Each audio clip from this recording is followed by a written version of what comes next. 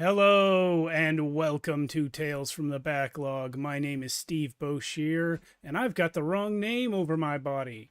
I'm playing not Lorcan, but Ophelia tonight. I'm going to go ahead and change that while I'm doing the introduction. But welcome to Tales from the Backlog. If you don't know this channel, the channel is Shadows of Arconia, and we are a tabletop role-playing game channel where we stream two shows every week. On Fridays, we stream ongoing stories from our real in-person table, and then on Mondays, like tonight, we do shorter 1 to 3 session stories in a rotating collection of games with a rotating cast of players. Tonight, as with last week, it is just myself and the brilliant creator of all things, Max. So Max, oh, you know what? Before I hand it over to you, let me run through some quick announcements. One, we have Arconia Fest coming up April 1st through 5th. I'm going to be streaming 12 hours a day. Max will be on some of it. The rest of the crew will be in some of it. I'm going to be on all of it. And we're going to have a lot of special guests. We're going to be playing around 9 or 10 different role-playing games throughout the week, as well as doing little retrospectives on the channel, game reviews, live crafting. I'll be building my characters for those games live on the stream. So there's going to be a lot of hanging out and a lot of fun to celebrate the 5th anniversary of our channel. So do come check that out if you have a chance. Also, join us in our Discord. It's great there. We were just talking about you in there, and about everyone, about our wonderful viewers. But yeah, check us out on Patreon as well. Every penny you give goes to improve the channel, or perhaps to Patreon fees. And please give more than a penny. But throne wish list as well if you'd like to help us out in another way by contributing directly to the purchase of some equipment to help improve the quality of the stream. We've got that going on. We also have a merch store, shadowsofarconia.com, so check us out there. But as I was going to say earlier, let's hear from Max, our candle keeper, about just what it is we're doing tonight.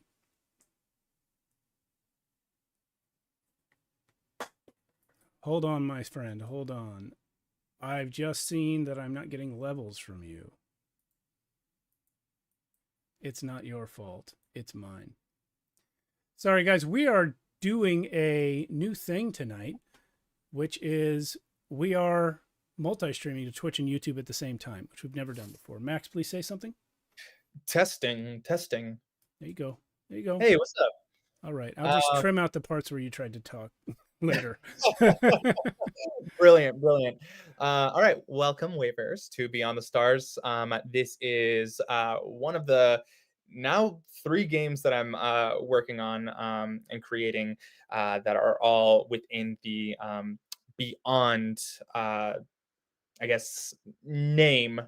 This is Beyond the Stars, more sci-fi oriented.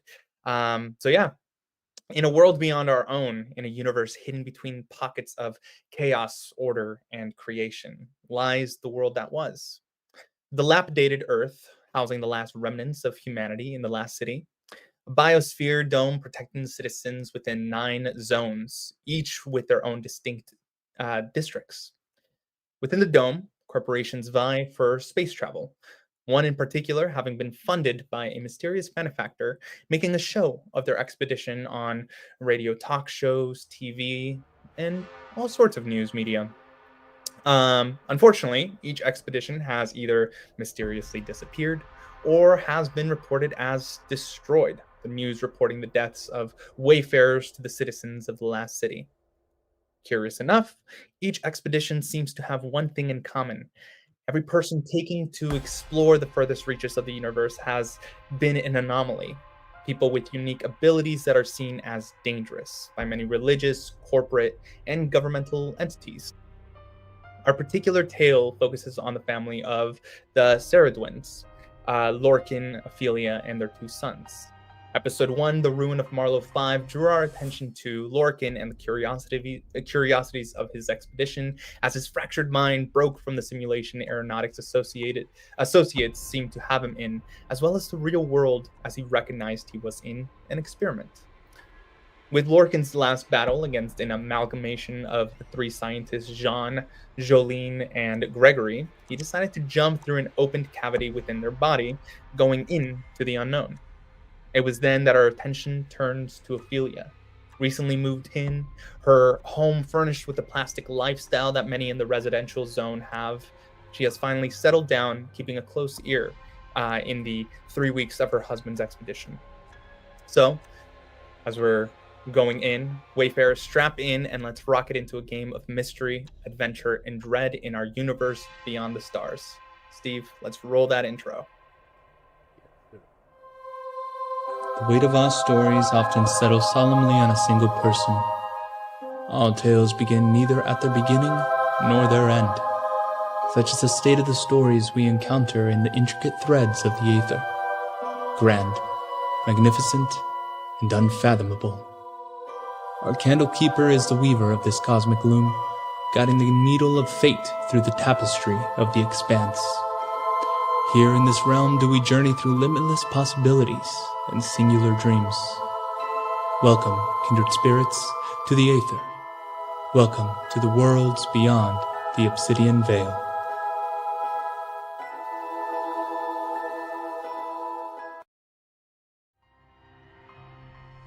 We're back. Welcome back. All right, before we begin, we have a little housekeeping to do. Steve, last game, you leveled up.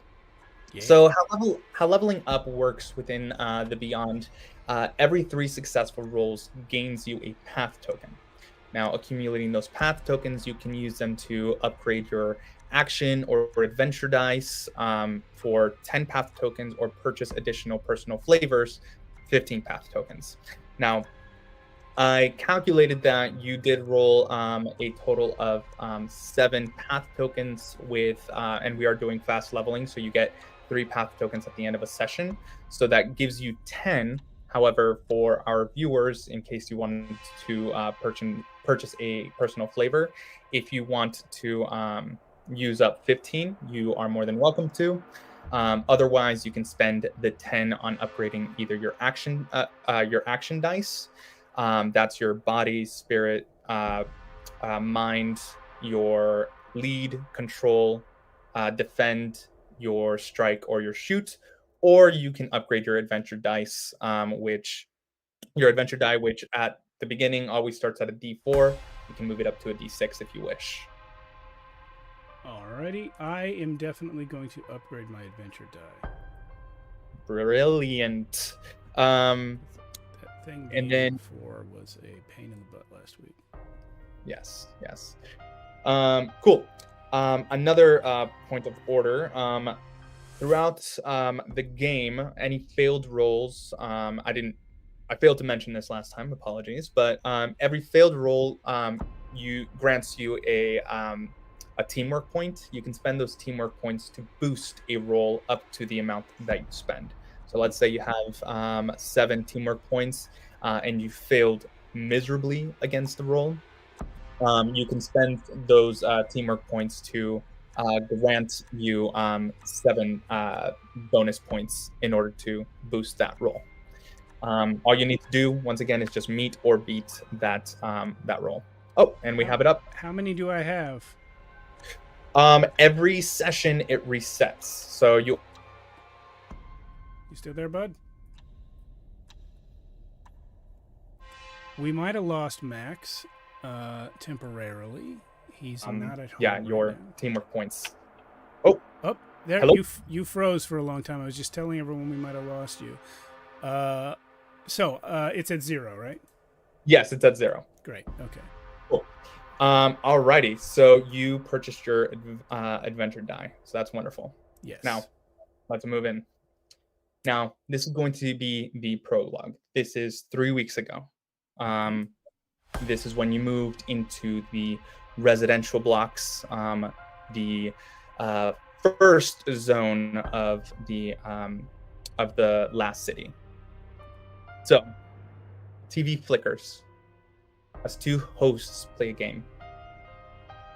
They wear visors over their heads, and on the edge of a TV screen, a smaller video is played, connected to their visors, showing us what the two hosts are playing. We see on the smaller screen two zombie avatars locked in combat against a man in an exoskeleton physique. They seem to be amongst a wrecked ship, floating rocks around them. And it's not long before those hosts lose, being shot or stabbed by the crew within the game. A large red and bloodied "Game Over" smearing across the screen. Well, Katie, I must say, graphic as these games are, they are quite fun. Of course, and I do dare say, John, it does feel real.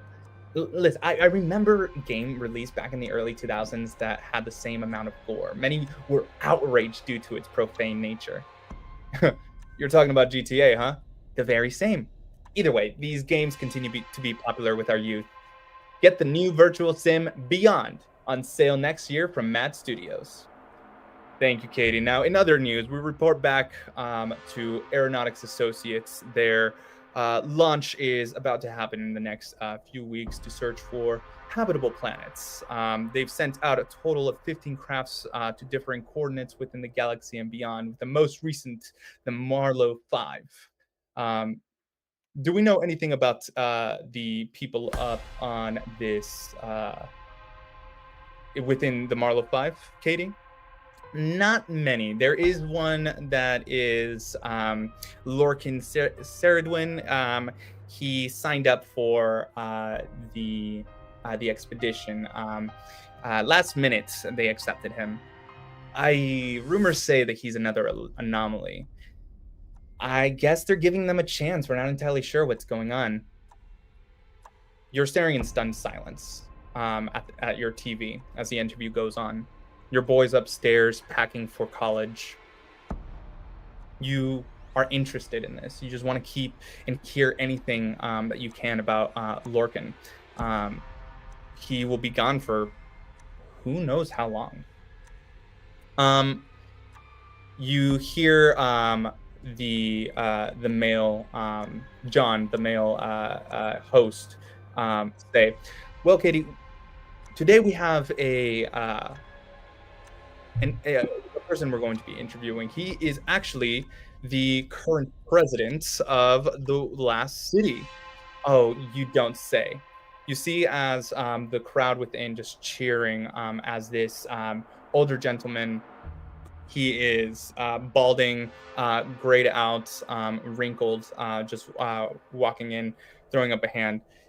"Now, Mr. President, what can you tell us about this expedition that, from what we've heard, your company is funding?" "Well, I can't really say much about my current fundings and exactly why we've partnered with Aeronautics Associates. It's all confidential, signing an NDA, as you can imagine." Of course. But is there anything that you can say? And he just looks directly at the screen, almost exactly as you feel to you. "We want to give everyone a fair shot. Anyone and everyone within the last city, a chance to one day go beyond the stars, to live outside of this damned dome that we've all seemed to grown accustomed to." And you hear cheering. Well, are you sure you can't tell us anything else about these dealings? We've heard that there may be some shady things going on. No. We will not be discussing any of that. And you hear John say, "Katie, enough of that. But thank you, President Eon, for your time with us. We know your time is precious." You hear the cheering, a white noise among the entirety of what you've just seen. What crosses your mind as you hear these words? It feels like questions are being dodged. Is what crosses my mind. But simultaneously, I'm like, am I just worrying over nothing? Okay. He's on the other side of a galaxy. Why would I hear from him? Yeah. whenever you go to turn off the screen, against the black mirror of your television, what do we see? What does Ophelia look like? Um, so Ophelia is actually bald, like stubble-headed. She keeps it that way just because she never liked to take the time to style it. And so she says that this is her style, but really it's just she doesn't care. This is her nod to caring about her appearance, is to just keep it shaved.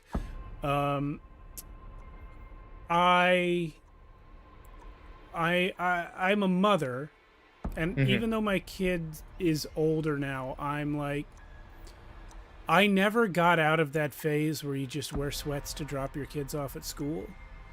Like, I realized nobody said anything if I just wore whatever, and so I still do it. Brilliant. And then you do, from what I recall, you do have two sons. What are their names? Matt and Mike. Matt and Mike. Brilliant. Okay. As you go to generally just unpack, clean up, doing just cleaning up around the house. You're still moving in, fixing up furniture, putting up arts up against the wall.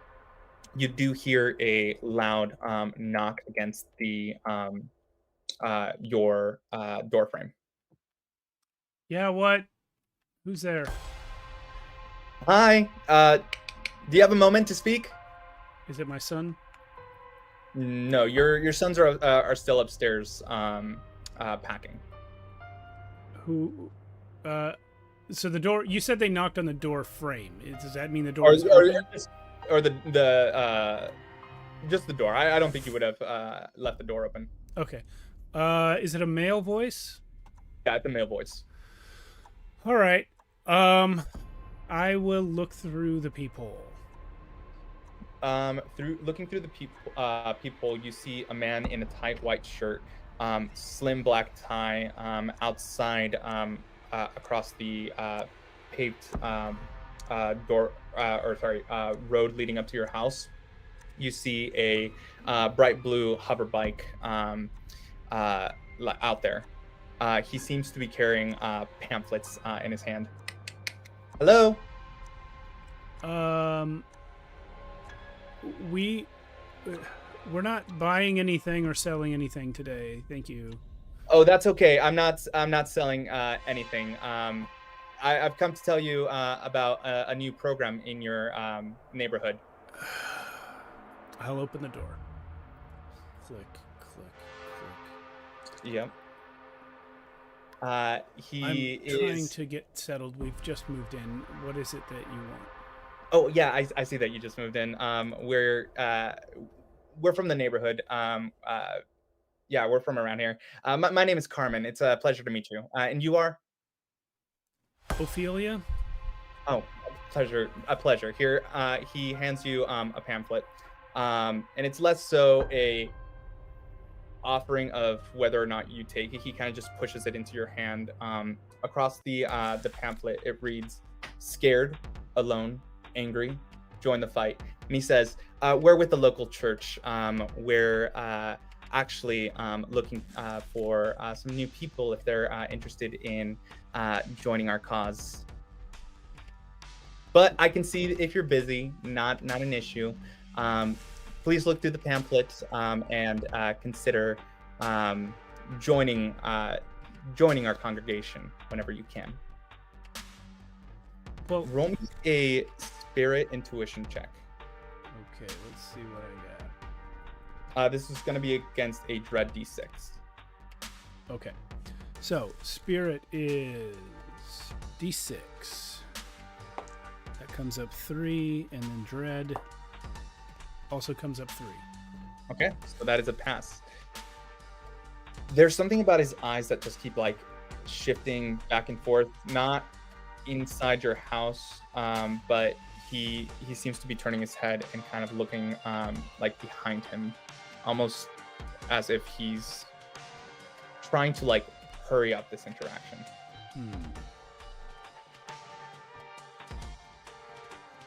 Okay, thanks for stopping by. Yeah, of course. Again, just look look at the pamphlet whenever you get the chance. It's a pleasure to meet you. Likewise.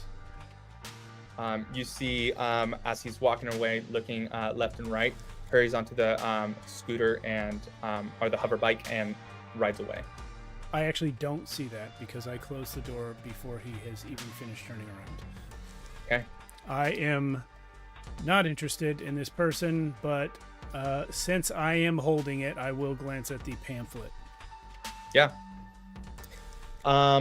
You've seen the pictures before. It looks like mutant propaganda at first, but when you start to turn the page, it's in trifold. It quickly seems different. You've generally heard of resistance fighters against a lot of the corporations. This is just one of the more creative ones. It doesn't have a name. It doesn't have a location, like a street, like where to meet the streets.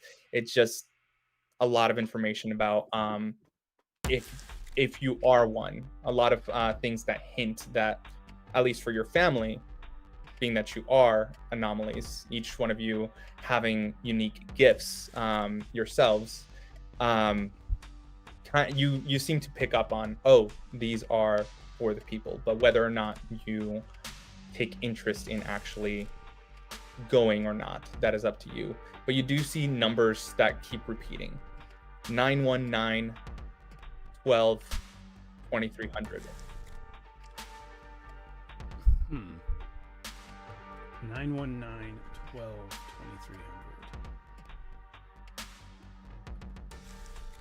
2300. This was 3 weeks ago.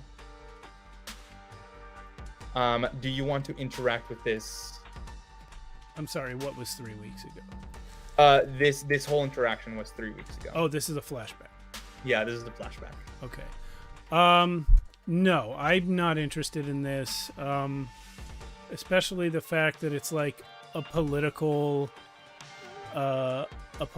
dissident group operating under the guise of a church. I'm just like, who let them in here, you know? Yeah. All right. So we're flashing forward to the morning where you hear the radio saying that the Marlowe 5 was lost in a solar flare incident, that they suspect that the wayfarers within were dead.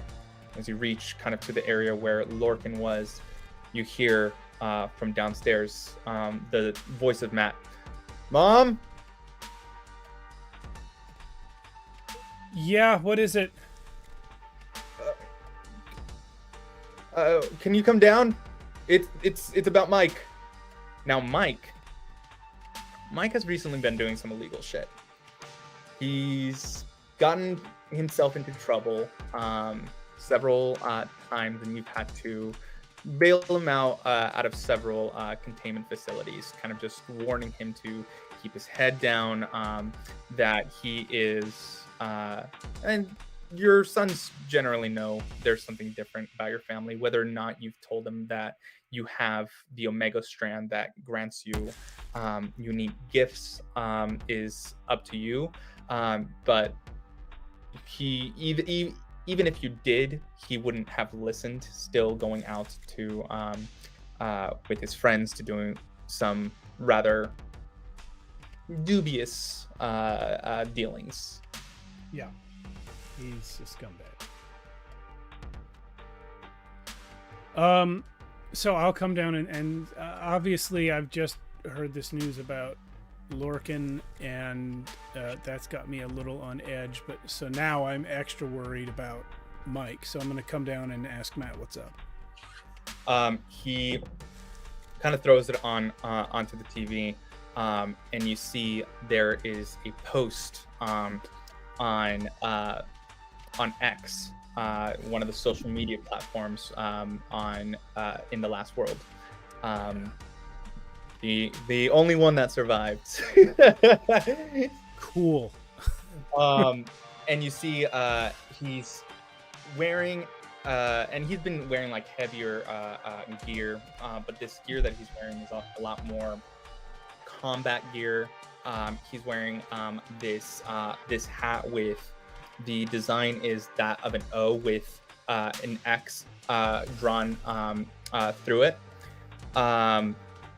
And he's looking at the camera with several people behind him. All right, guys, now don't tell the military, but there's going to be a race at the crater tonight. I know, it's crazy, but your boy's gonna do it. He's gonna win. Join me at the crater tonight. It's past the sphere. If you know, you know. Otherwise, then what the fuck are you doing? But come join us. It's gonna be cool. It's gonna be great. We just fixed up the new car. He like turns the camera to show a sleek red car, the obsidian black wheels glowing with just a faint hint of neon red. And this is Mike saying all this? Yeah, this is Mike like posting about this. Okay. And already there's several 100,000 people that have watched it and liked it. Why is he like this? Mom, he already has two well, I don't know if he can. If he gets arrested in another one, he might actually go to prison this time. Yeah, you're not wrong.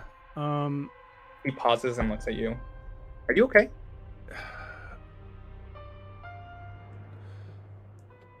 Yeah, I'm okay. We might need to talk later after we get Mike back. All three of us. But let me get my keys and we will go looking for your brother. Okay. I don't get mad at me. I do know where the crater is, and I can take us to it. Mike has shown me around. I didn't want him to, but he drove me in the new car and took me to the crater just for me to see it. I wouldn't have thought there was any reason to be upset about that if you hadn't said "don't get mad at me" before you said that. I gotta preface it. I don't know. You've gotten mad at me for less. I didn't clean the. I've gotten mad at you for less than driving somewhere with your brother. I think so. It seems less to me, but whatever. Well, then I'm sorry about that. But let's go. It doesn't take you long to actually. You wouldn't have a vehicle. That is a bit too expensive on your part. You do have a 10,000 credit stipend from Aeronautics Associates that they gave to your family when Lorcan accepted the flight. So if you do want to put, there's a section in Beyond the Light in the character sheet. Yeah. Within backpack, you'll see credits down below, right above purchase random item. So if you want to give yourself 10,000, go right ahead. All right, I'm going to take 1,000 off because I'm a drinker. Okay. Yeah. So the way that people get around is through the bus system that connects all of the 9 districts. Typically from one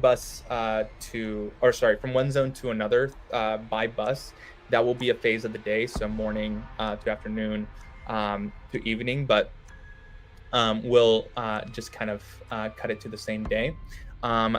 One bus ride to a zone is 5 credits, so right now you will be jumping 3 zones, so that's going to be minus 15 credits from your pool of credits. Okay. Alrighty, so you go to the nearest station, waiting for the bus. Your son Matt just kind of looking, anxious and just kind of like saying, why the fuck would he do it before finals? Like, does he not care about his education? Am I the only one that cares about the education in our family? No, I care about that, and so does your father. It's just Mike. Fine. I'm nervous. I'm nervous for him. That's it. That's it. Matt, listen. Sometimes brothers do stupid things and die. Let's just get there before that last part happens. He just nods. Okay. Yeah. All right. All right, let's go. Yeah. Getting into the bus. The ride itself. I mean, you've taken the bus to work before. You've taken some time off, and they've given you time off to kind of get yourself situated from the residential blocks. They don't expect you back for another couple weeks, but because you've mostly been remodeling your home. But as you're riding, you ride through dilapidated streets, and we wander past the districts of the last city. The dome above has created a biosphere on the world that was, housing the citizens that live here. The grinding metal of a train roils through a bridge above the residential blocks, the electromagnetic generator supplying power to this district, a large beacon at the center. You see, as your eyes are just kind of glancing across the city, above there are a bunch of holographic ads illuminating the city and its neon signs. And we see a sign for Elprop's new synthetic HVAC suit, now in chrome. And it's asking citizens to spend their credits where it counts. The price flashes on neon yellow, only 50 credits. Those who don't take the public transit, walk, or bike down upturned streets. Every corner, an unhoused person stands over a trash can or is grouped with people chatting, while the divide of people with credits to spend wear visors, finding safety and comfort in a life separate than the one that we see. But to those forced to conform to reality, life is a nightmare. Corporations here rule alongside religious and political entities to create a dissociative environment. Worse still is the anomaly propaganda that litters the street. You see a bunch of the same signs that you saw on your on Mike's hat. It looks like an O with an X drawn through it, kind of littering the streets. In the distance, the wail of sirens and cries throughout the industrial and outskirts districts ring out as military personnel arrest those who are believed to have the Omega Strand and are taken somewhere. But you take the bus. And above the city's din rises the residential blocks, towering pillars of humanity's persistence. These are the domains of the many, stacked high into the heavens, each window a glimpse into a different life. In these vertical neighborhoods, the city's heartbeat is almost audible, a symphony of the ordinary and the extraordinary, where every floor tells a new story. You ride across a replicant sanctuary, an emblem of the resilience of human spirits amidst tech sprawls rising from forgotten streets. An hour later, after looking out at the dilapidated roads of the last city, you pass the industrial sector in the heart of the city, a colossus of production where the city's lifeblood is forged, smokestacks reaching high towards the sky like fingers of industry itself, grasping for more. You see more signs of the O and the X. You see Matt kind of just lean to you. You don't think that Mike is with the anomalies, do you? What do you mean by that? I mean, I know a lot of people in our circle are, I don't know, drawn to resistance groups, and I don't know, he's been talking to some people there who have, I don't know, they're a lot more. I don't know if I was supposed to call the cops on them, but I'm not entirely sure. I didn't know what to do. No, you don't call the cops unless someone's in danger. Listen, what do you know about that symbol? the circle with the X in it?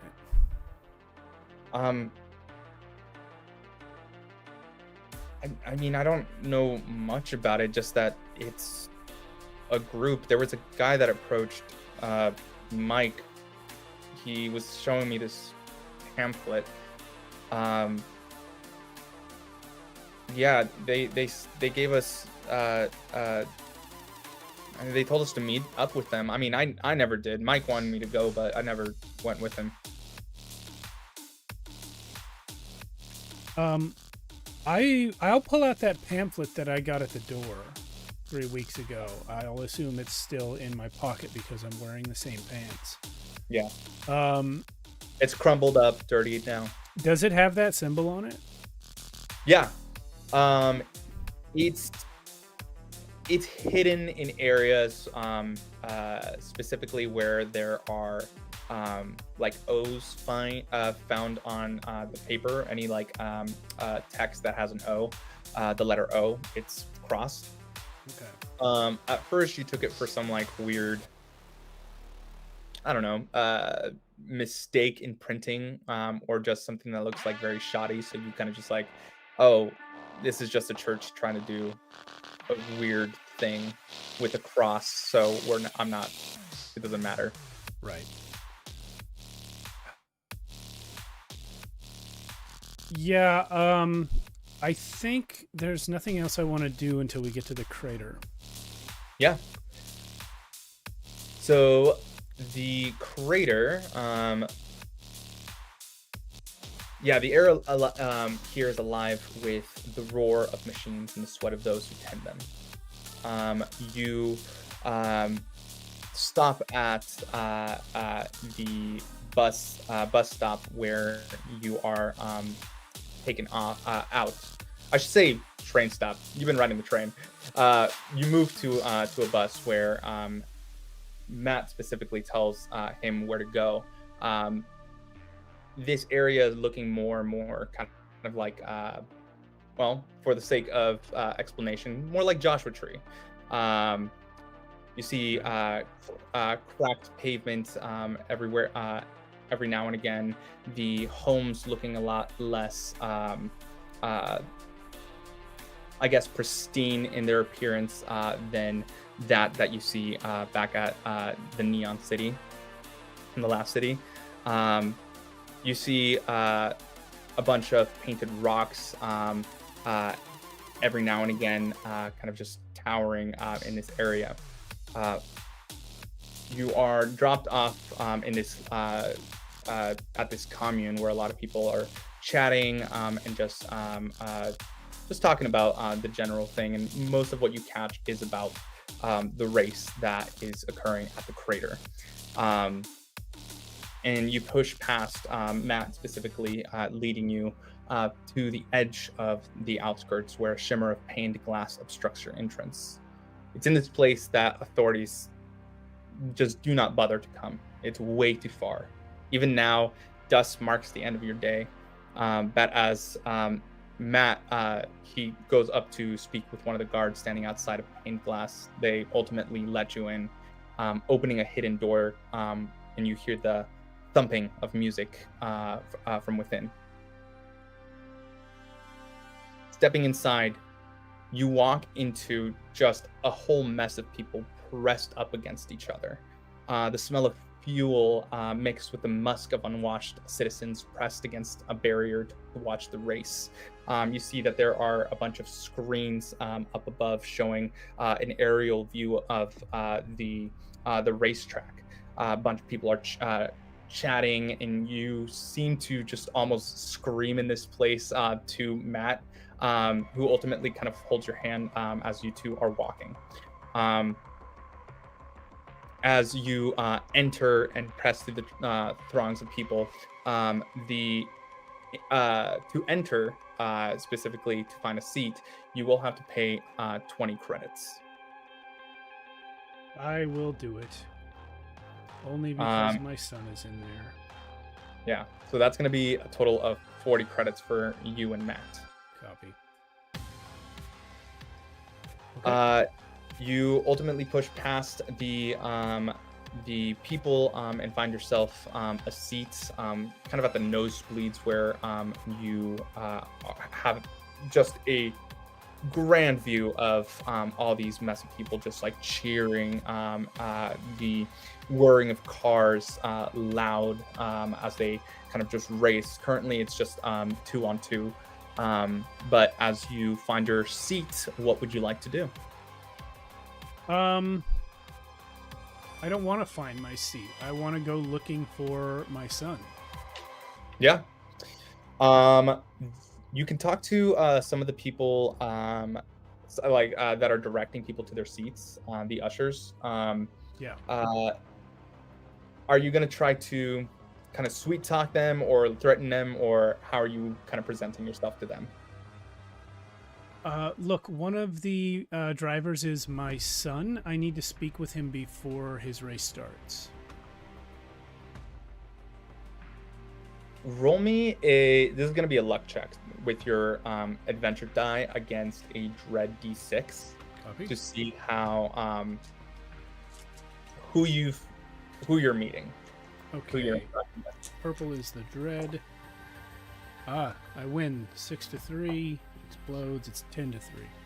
Okay, so if I'm correct, that is 2 successes. A third one will grant you a path token. Cool. Sweet. This is also kind of more of a motherly figure.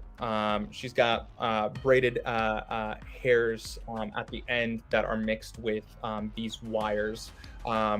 She has on this like rusted necklace, and on her wrist is this glowing hologram with a name on it, with what looks like a car kind of following and chasing his name as it rotates across her wrist. And when you say that, she kind of just looks at you and nods, and she's like, "My son's a racer too." And she points towards this giant building that's domed across, like half domed across the where the race would start. You see a lot of people kind of gathering down below. People in the crew pit either talking to the racer or talking to the overseer.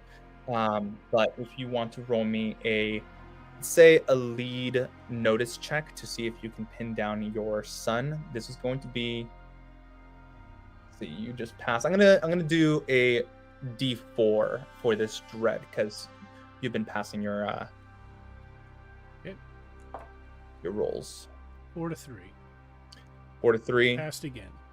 All right, so that is your third success. So that does grant you 1 path token. Awesome.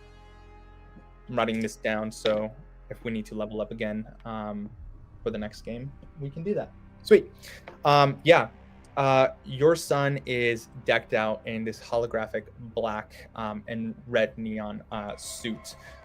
He is currently talking with this older gentleman. The two looking at a freshly painted red car, neon red against obsidian black tires, framed nicely against it.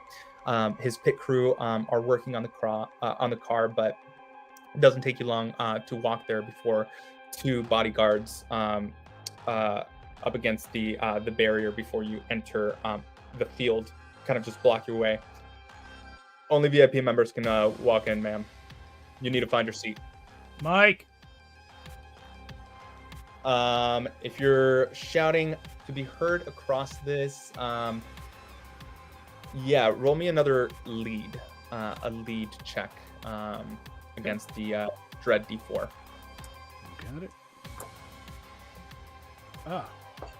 That is 8-2. I'm guessing that's 8 is your success?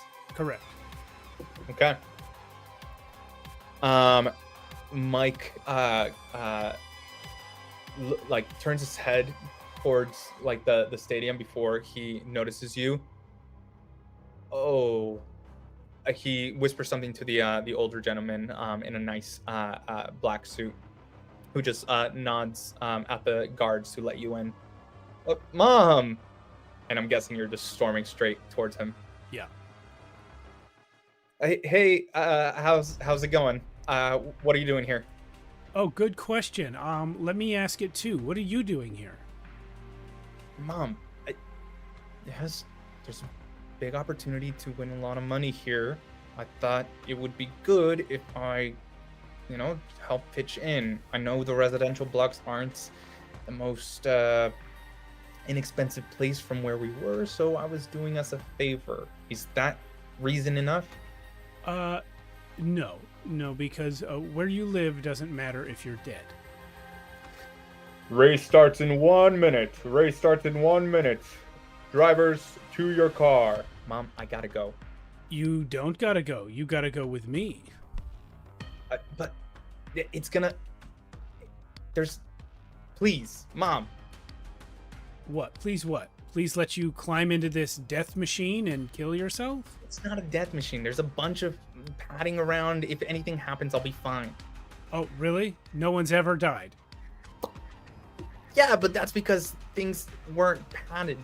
No, it's because they made mistakes, which is something that you're far more likely to do when you're a teenager who doesn't know how to drive.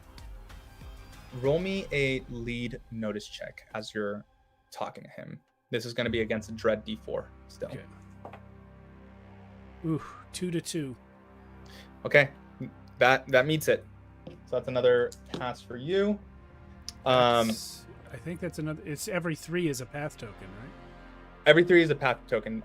Yeah, so that's your first success. Okay. In the new cycle, because you had 3 previously. Right. Okay. As you're having this, no, it's not even a discussion. It's just you being a mom. If it wasn't for the fact that these two people just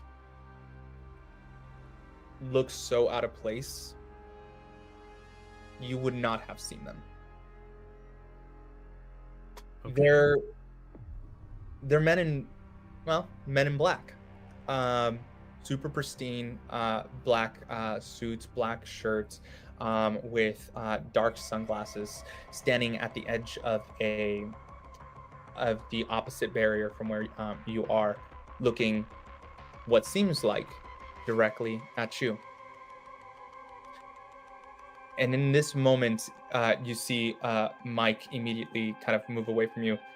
Mom, I gotta go. It's time. He moves to his car. I'm gonna let him get in his car, and I'm gonna walk straight at those guys. Do you look over to where Mike is walking? Do your eyes shoot across and then back to where the two men are, or are you locking eyes with these? I think what happened is when I see Mike see them and I see his reaction to them, from that moment on, I don't look at anything but them. Okay. So, this is how this is going to work. We are going to go into initiative. Yay. What's going to happen is you are going to race. You are going to play Mike in his car. Okay.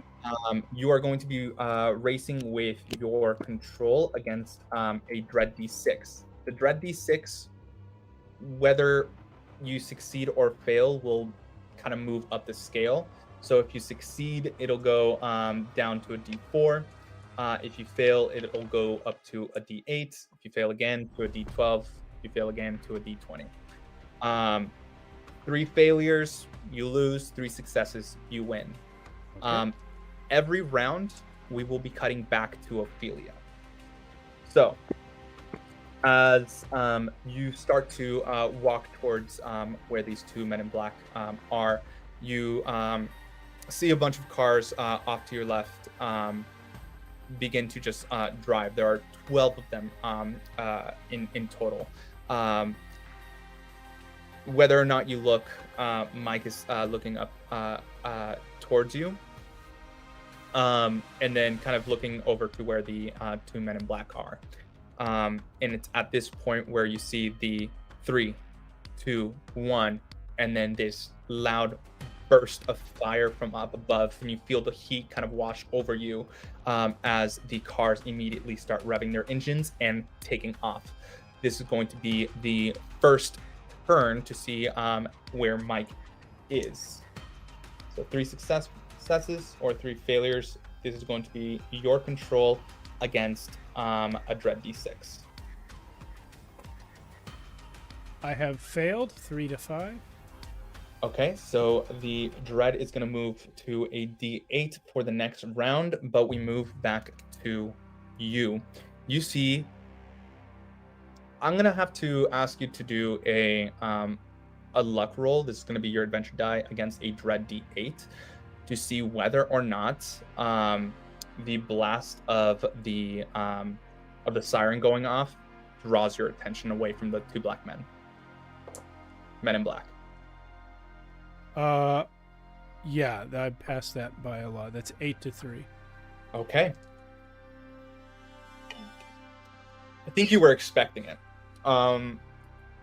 Whether or not you'll tell them, Lorcan probably has been in a race or two where the gunshots or something of that sort has kind of been the initiator of it. Right.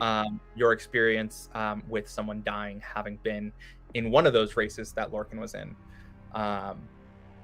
But you keep eyes with the men in black, and you see them kind of just whispering to each other. You are moving too close, so it's going to be one more before you're engaged, and you see that they begin to disengage and kind of disappear into the throngs of people who are pressing up against the barrier, trying to get just any sort of sight on the race happening. So we are going to move into the second round here. Your control versus a Dread D8 from your failure. In failure, you do get a point of a teamwork point, so you do have 1 point to spend if you wish to use it. And that gets spent 1-to-1, or is it spent on rerolls? Yeah, it's spent one-on-one, so it's just a bonus. Okay, well, I've got another one now. Okay, so that is 2 failures. Yeah, 2 to 7. 2 to 7. Okay, the Dread now has moved up to a D12 for the third round.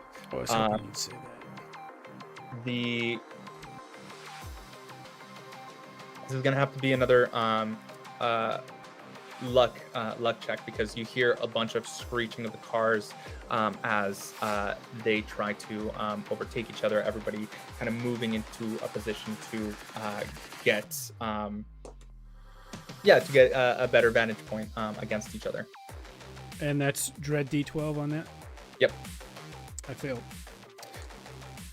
You can't help but look to see if Mike is doing okay. Yeah. And you turn to look, and he's dragging behind. He's safe. You do see that there's another car kind of tailing him and hitting the back of his bumper. He hasn't lost control yet. I'll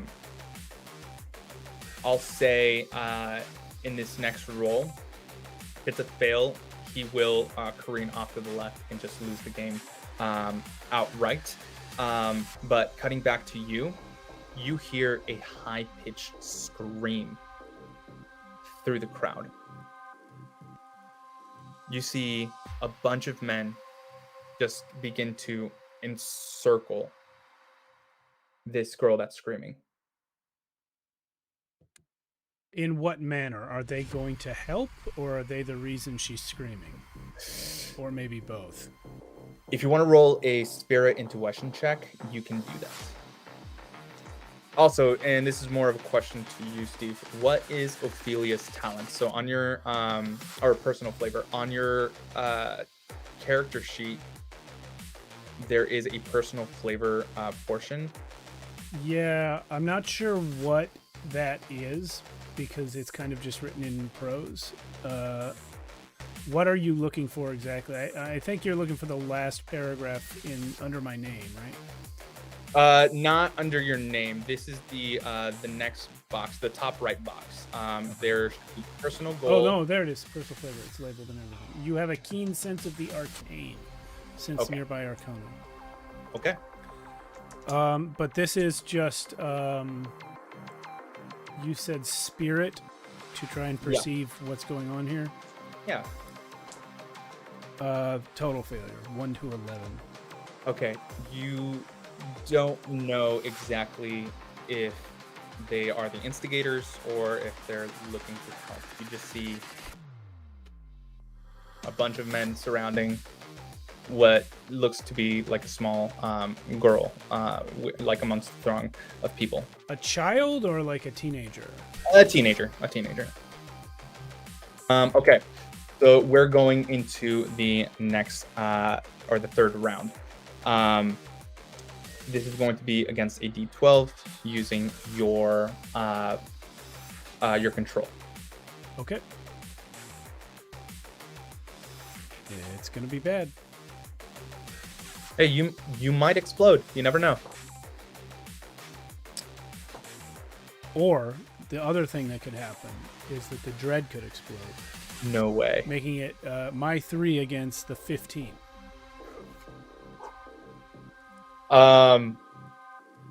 The car behind Mike's ends up hitting a portion of the backside where he is losing control. On the next round, this is going to be against the D20. You have 3 you have 3 teamwork points right now. On the next roll, you're going to see well, if he loses, how badly the car is damaged.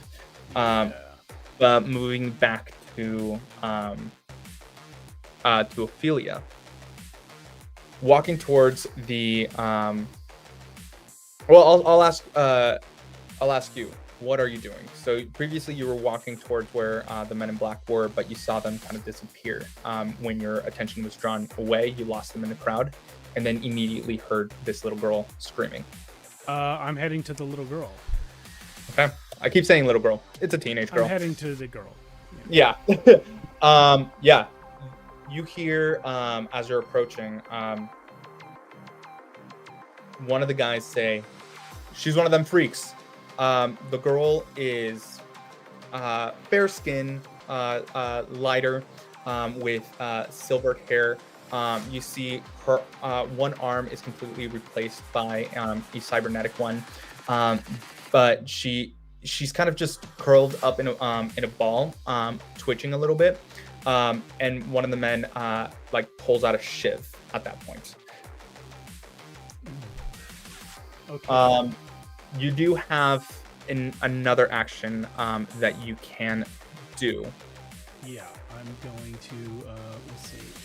So I have powers. You can sense the arcane, but that's kind of it. Just looking at my stats. Got a D8 in shoot, but I don't have a weapon. Oh, I must have a weapon. I have a rifle. I don't think I would have brought that in. I'm using my retracting cyber claws. Okay. And I'm gonna slash the hand that is holding the knife. All right. So the hand that is holding the knife is one of the boys. There are 4 men surrounding this girl. Not a good view, but you immediately suss out this is because of them. They're looking to hurt her. Their dread is currently is a D4. So your cybernetic is a strike against them. Okay, yeah, it's strike, and the cyber claws give me an advantage D4 on it. Yes. So here we go. So that's a 6 against 3. I have hit them. All right, 6 against 3. They take 3 damage. Their hand comes off, and immediately blood just starts like kind of just bursting out from their hand, covering the girl, splattering her, and she seems to just freak out all the more. You see, Now, I came yeah. from behind. Can I immediately retract the cyber claws and act like what did that? Oh, I will need to do. I'll ask you to do a. This is going to be control stealth check against their dread D4 to see if they noticed you. Okay, that's an even match.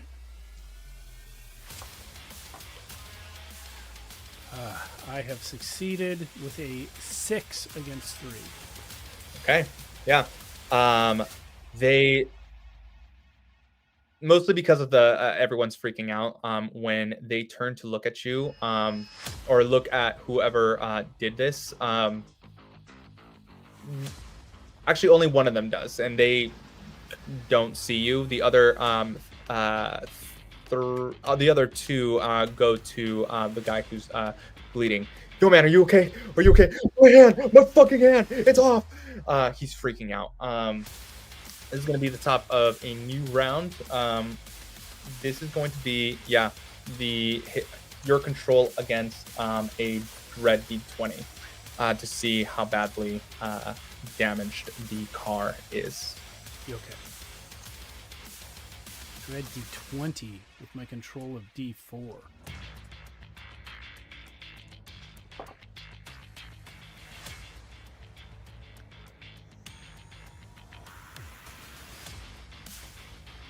Okay.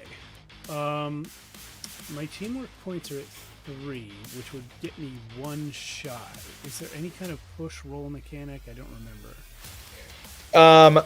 So you can spend the teamwork points to grant you bonuses to your roll. So you can spend 3 to increase your roll by 3. Right, but that would only get me to 5, and I need to hit 6. I'm just wondering if I have any other option. If this is another fail, it does grant you another teamwork point, so that would be 4 points. Yeah, but it also might seriously hurt my son. I think there's nothing I can do. Yeah, I am failing. Okay. You can also, if you want, decrease the roll of the D20, should you wish.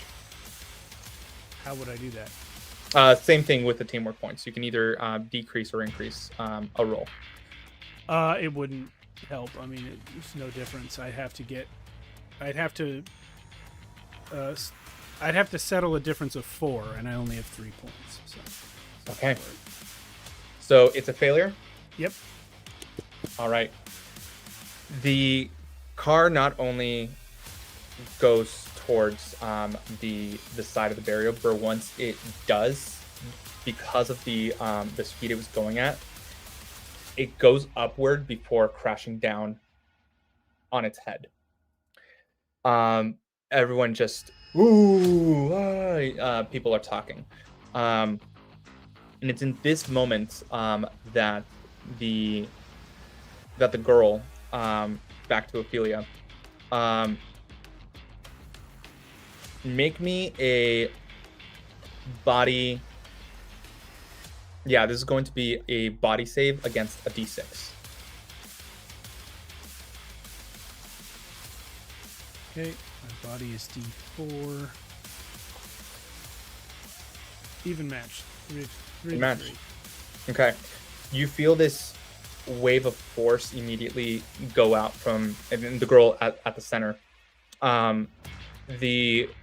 The guys, specifically the one that's bleeding, his hand cut off, they all fly backwards, and anyone in engaged range with the girl who are pressing to kind of see what's going on are immediately pushed back. You hear someone from off to the far right immediately say, she's one of them, she's an anomaly. You see actually the people that are pushed are kind of just like backing away, freaked out. And at the top of the round, you start to hear sirens shooting from above, and you see the pane of glass that's kind of shrouding this whole entire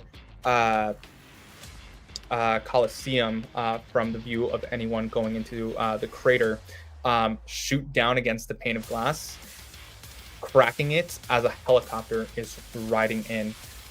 You see a huge flash of light shining down amongst the citizens as, just like ants, they're scurrying away, screaming and freaking out.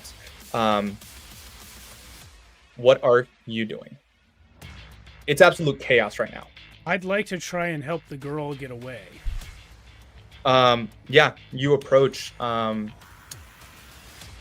How are you presenting yourself in this moment? How are you trying to help her out?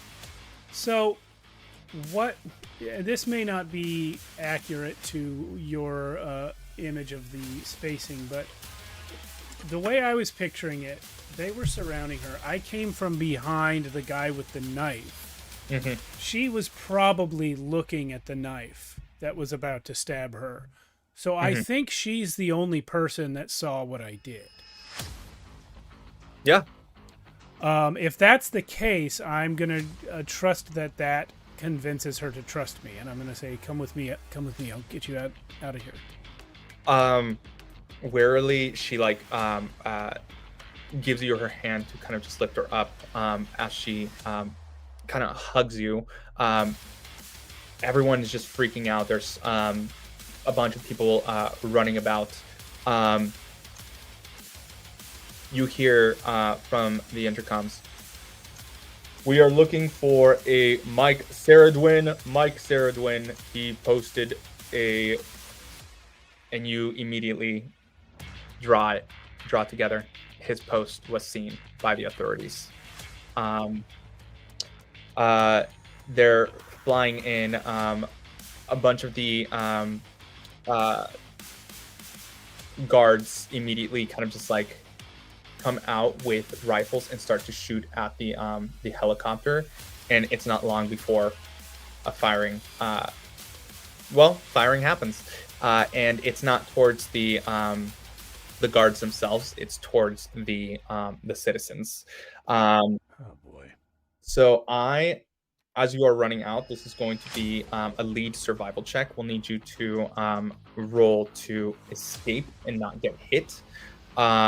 The dread is going to start off at a D4. Each failure, it will increase. Okay.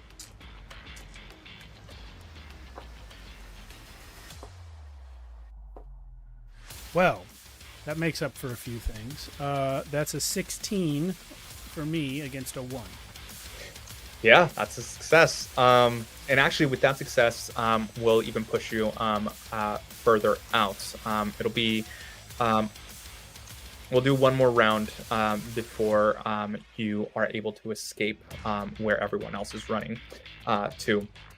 So yeah, new round, scattering of fire,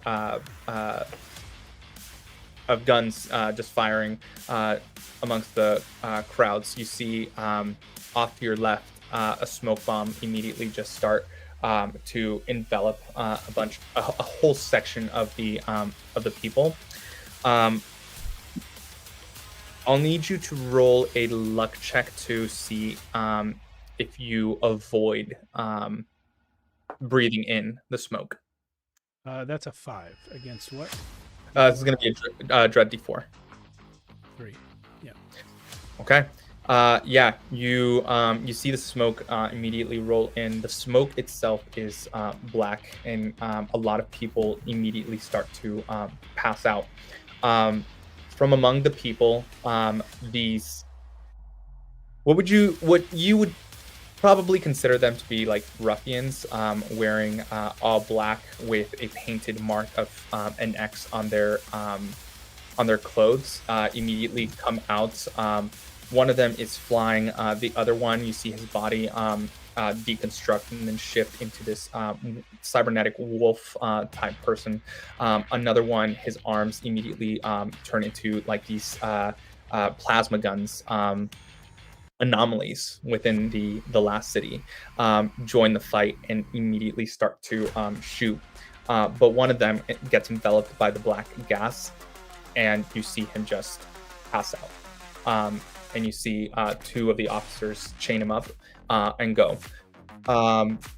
Another one, as one of the other helicopters lands, there's another one coming in, lands near the car wreckage, and go into to the car door.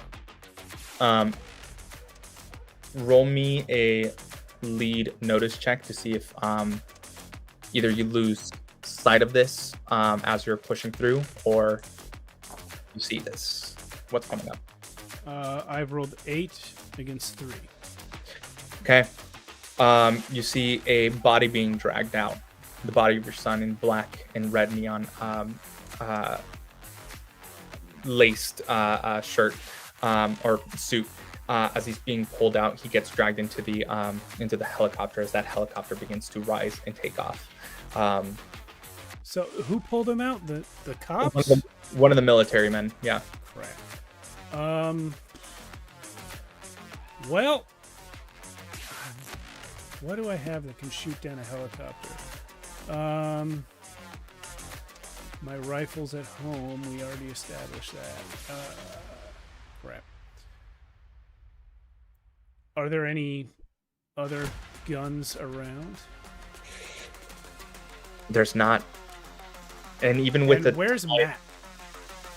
He was finding his seat like a good boy that he was. I thought he was with me this whole time. No, he was on the other side of the stadium because you started at one end of the stadium, walked to the center, and then immediately walked into the opposite side to where all this mess was going on. And now with people like pushing past you, you immediately head out towards the outskirts. Everybody running every which way. Policemen starting to arrest people. What are you doing? So, how's the girl? Did she come with me?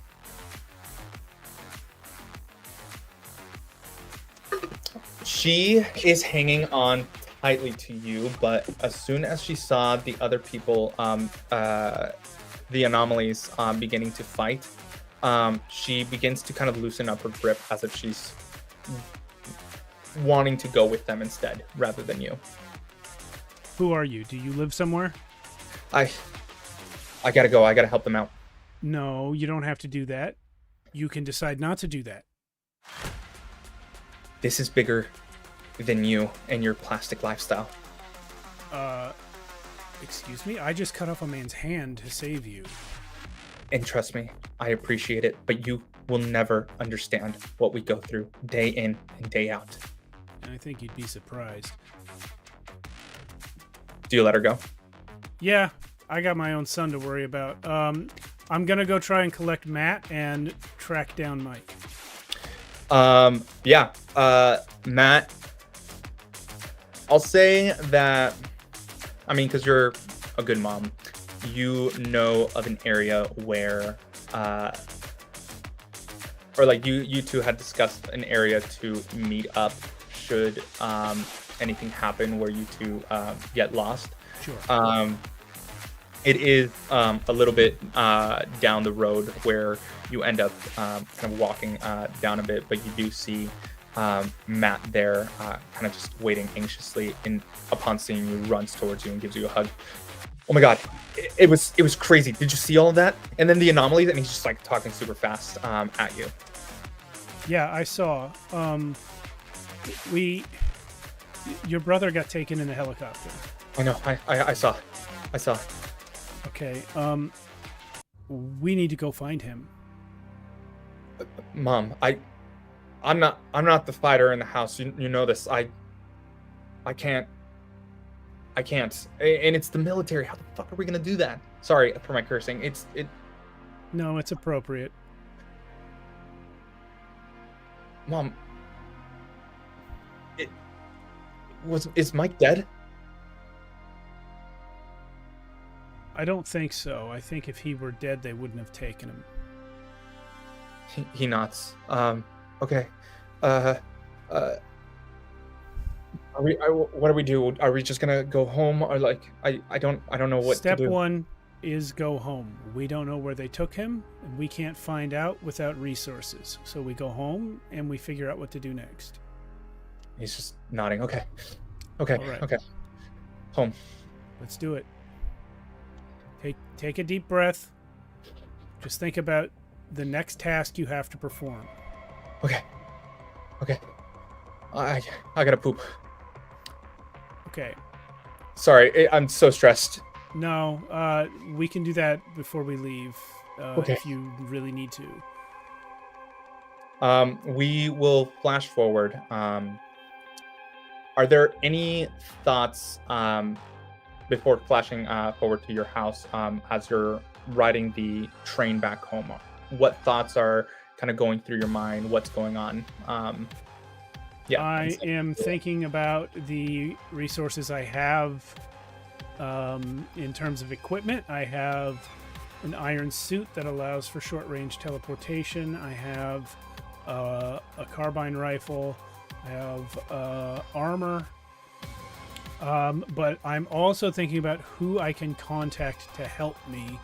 And I feel like the brochure in my pocket is step one in that trail. Okay. But I also might know people, I think. Lorcan and I mean, he's a known anomaly. Mhm. And I'm maybe slightly less out than him. But we probably know some people ourselves. Yeah. You kind of just go through that. Yeah, some of the names that you might know. There is Aurora. She was an old colleague of Lorcan before he took the job. You know that she got a big girl job at one of the corporations. You forgot. Actually, no, you would know that it's Aeronautics Associates. She, like yourself, was a or is a anomaly, although she keeps it quiet. She went through this whole entire ritual before getting hired, where she used somebody else's DNA to pass her background check to make sure that she wasn't a anomaly. So yeah, most likely Aurora is your best guess after the brochure. Okay. But when you approach your house, you do see a limo sitting outside the street. And you see that Matt, as you guys are walking down the streets to get to your house, immediately kind of just stops. Mom, why is there a limo? I know what you know, son. Okay. Do you approach?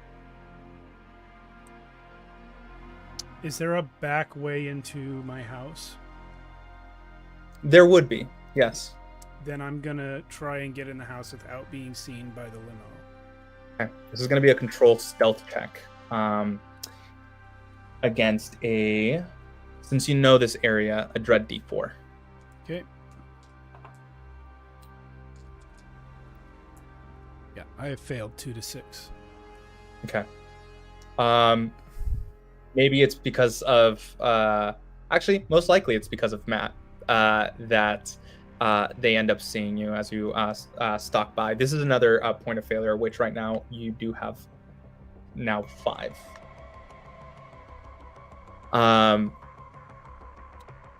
Yeah, they end up seeing actually Matt, and you see these 2 people in black coming out. wearing shades as they get out of the car and close it. Are you the Ceridwins? Who's asking? My name is Gregory Taylor. This is Jean Wilder. We're scientists at Aeronautics Associates. We've come to pay our condolences. Mom, what is he talking about? He doesn't know what he's talking about, Matt. Let's get inside. Yeah, you walk into the front door, Matt following you as very slowly the two men follow you. These were the two men from the racetracks, the crater. Ma'am, do you have a moment to speak? Not really. Who do you work for again? We're with Aeronautics Associates. We wanted to pay our condolences. Your husband's ship went down. We lost contact.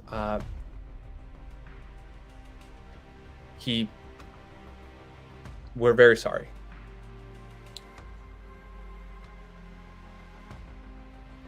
Okay, you can go now. The contract did say that there's 10,000 credits offered to you, but you do need to sign an NDA to receive the credits. Now's not the time. Come back tomorrow. Tomorrow it is. Gregory nods at John, who they get into the limo and drive off. Matt, Yes, Mom? He's about to go upstairs. your father's fine. I know. I know. All right. And this is where we will take our break. Woo! All right. Thanks, everyone. We are going to be on break for about 10 minutes, and then we'll come back and finish out the session. Thank you, Max, for this Of course. one. We'll see you soon. Yeah, so my son got stolen. Some weird gray men came and told my other son that his dad was dead, and I'm feeling like shooting some people. Yes, you do. Okay. So you are currently at home. Matt has gone upstairs. He is now asleep. You have the rest of this night to yourself. What are you doing? I am jumping on the old interwebs and trying to find what was the name of the lady you said that we knew who might be able to help. This is Aurora. Yeah, I'm contacting her first. Okay. I'm gonna let her know the situation and ask if she has any clue where Mike might have been taken. Did you see who took him? Well, it was military. They put him in a helicopter. To be honest, I didn't understand everything that was happening. There were rebels, there were guards from the racetrack, there was military incoming. It was a big jumble. Ophelia, why did you go to the crater? Because Mike was there. He was racing. I was trying to get him before he got in the race, but he wouldn't listen. Just like Larkin. Well, a little bit. It's kind of above my clearance to know where a bunch of these anomalies are being taken. You do see that she kind of drops down to a whisper. Sorry, I'm still in the office right now. I can see what I can pull up, but if he was with these rebels, most likely he was taken to a facility out near or out at Neon City. I don't know. There's a lot of weird things going on. It's one of the scientific facilities, a sister location to our where we do the boring business over here. Yeah. But let me see what I can pull up. Let me call you back. Okay, please hurry. Of course. Of course. And then after I'm done talking with her, I am going to call this group that came by and gave me this brochure. There is no number. What you do see as you're kind of pouring through like the text is reoccurring. Actually, roll me this will be a spirit. This will be an investigation check. Actually, this will be your lead investigation check. And what's the dread? The dread for this will currently will be a d6. I am going to spend a point to meet that. Okay, you My did roll have from 2 to 3. 5, so now you are at 4. Oh, you know what? I wasn't updating it on the screen. I was tracking it on my sheet for some reason. All good. I had it here. Cool. Okay, cool. So you're meeting it? Yes. Okay. The way that some of these words are designed, as you're kind of reading it, like draw your attention. The first one is cart. Then the numbers 919 in a weird design. Then seat. I'm sorry, what was that last thing? Seat. Okay. Then a number 12. And then at 2300. So we got cart 919, seat 12 at 2300. Cart. The rest of that's fairly clear. Do you have any idea what cart might mean? Could be a train cart.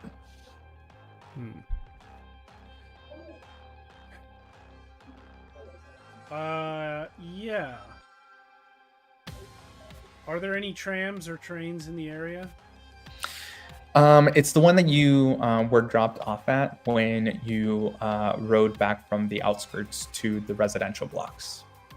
Okay. It's a couple miles down the road.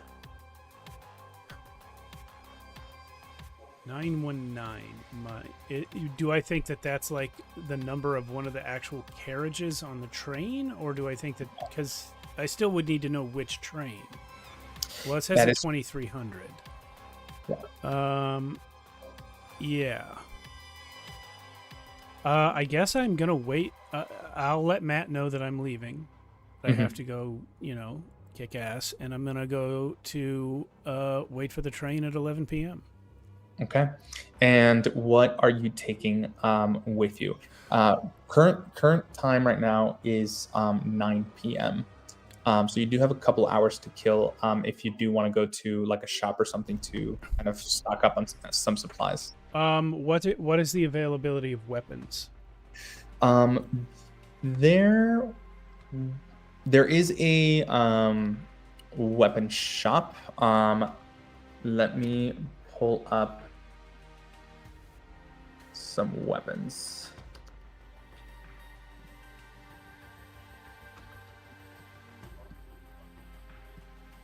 So I am using my generator right now to pull up an area to see what they are currently offering. Okay, so currently at the residential blocks in the housing district that you are in, the nearby gun shop is still open. While you're in here, there is 3 doses of a drug that are worth 685 credits. What's the drug do? The drug, as it says in the bottle, is a stimulant that's able to heal you up D10. So you roll D10 to regain that amount in stress. There is a smart gun available. It gives you advantage D6 to your shoot, worth 141 credits. There is a katana available that is +3 to your strike, worth 224 credits. And an old school revolver that is +5 to your shoot, worth 532 credits. What I'm looking for specifically is proximity mines. I want to blow up people who are following me. Okay. Roll me. This is going to be a luck check against a D6. See if they have any. I have passed 5 to 4. Okay. Now roll me a D4.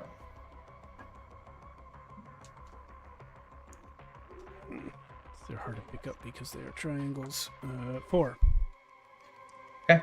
He currently has 4 proximity mines worth. This is going to be 2d12 times 10. You want me to roll that? Yes.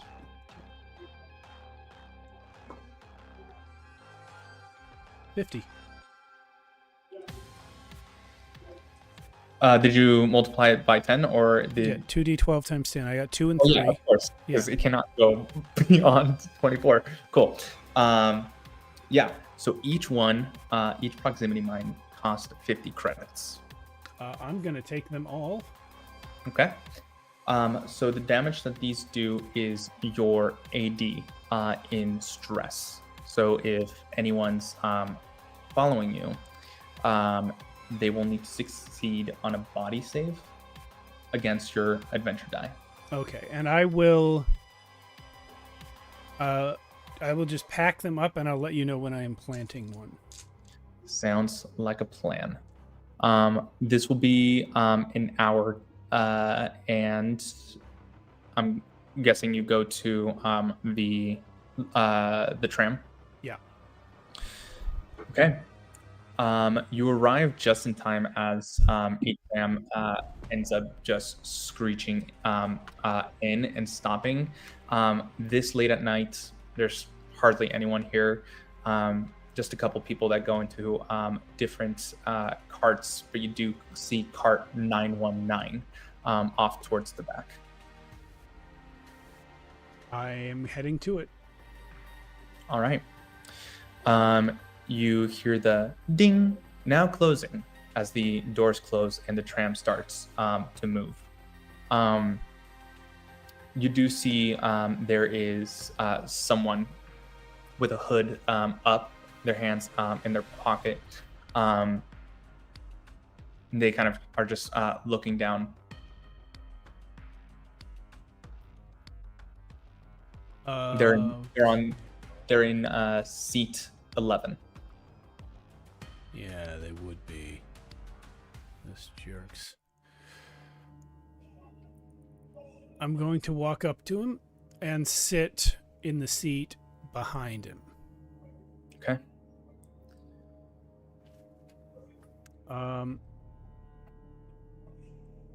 And I'm going to place my hand on the seat back with the brochure palmed and sticking out where he can see it. He takes it.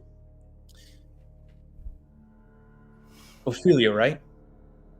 I haven't seen you. I honestly didn't think you would come. I wouldn't have. I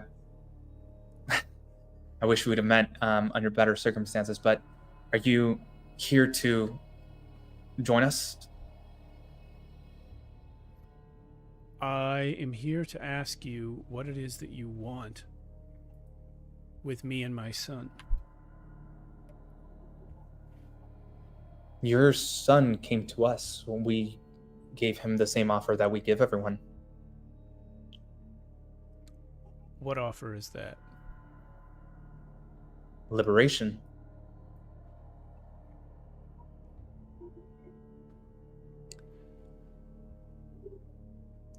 Liberation is foremost on my mind.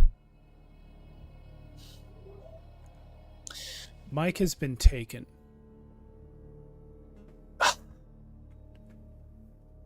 And I have to think it has something to do with his affiliation with you.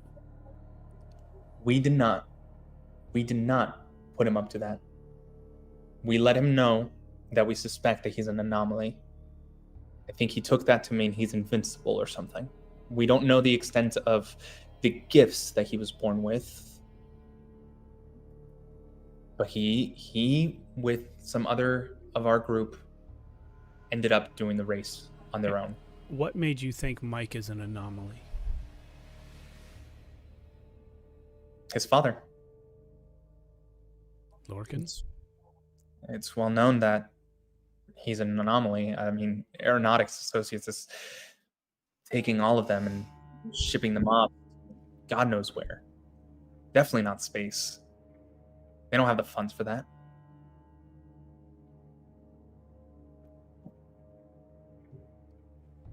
Here's what I need from you people.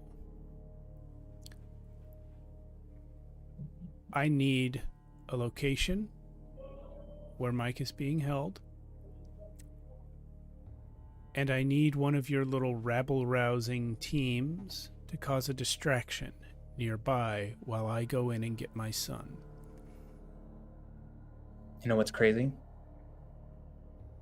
We were about to offer you the same thing. That's great.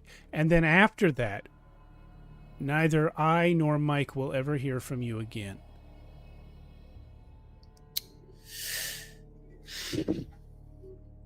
Listen, we're not going to force you to do anything that you don't want to do. That's not our MO.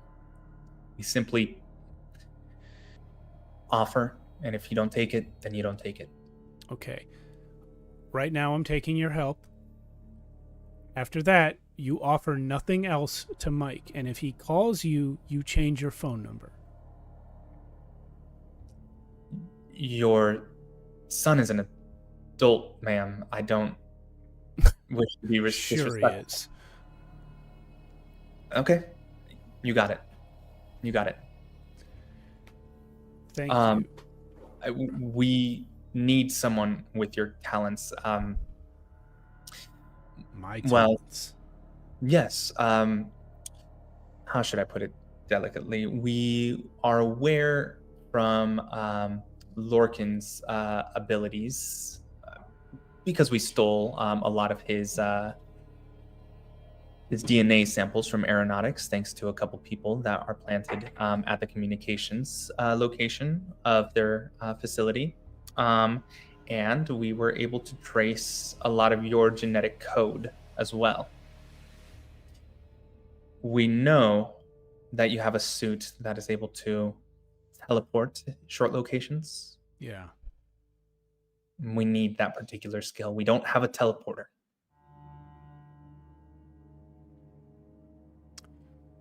I can give you the suit if the suit and I survive this mission. You feel the train cart stop as the doors open. You see a couple different people come in.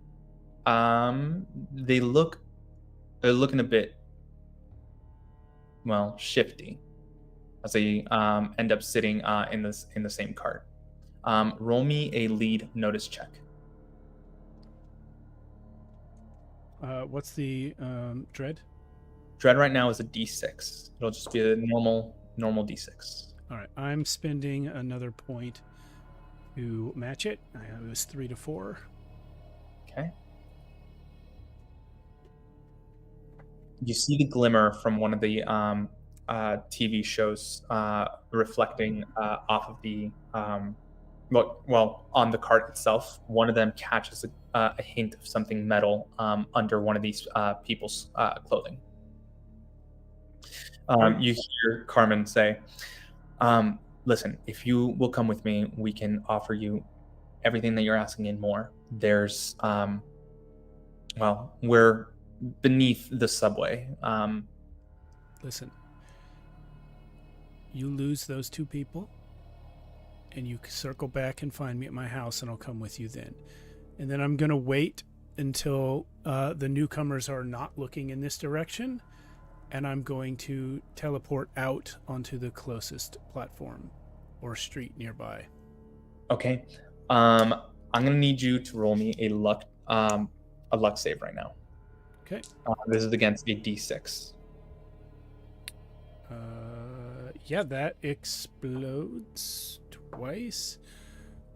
14 to 2. Okay. Doors are closing, and just before the tram starts to rocket its way into the next facility, as you teleport out, you see that the train explodes in the cart that you were. Luckily, with your save, you're able to teleport safely away from that location into kind of just a group of people that were kind of circling about. And because of the explosion, they weren't drawn to just the suddenness of your appearance, but the train cart ends up exploding.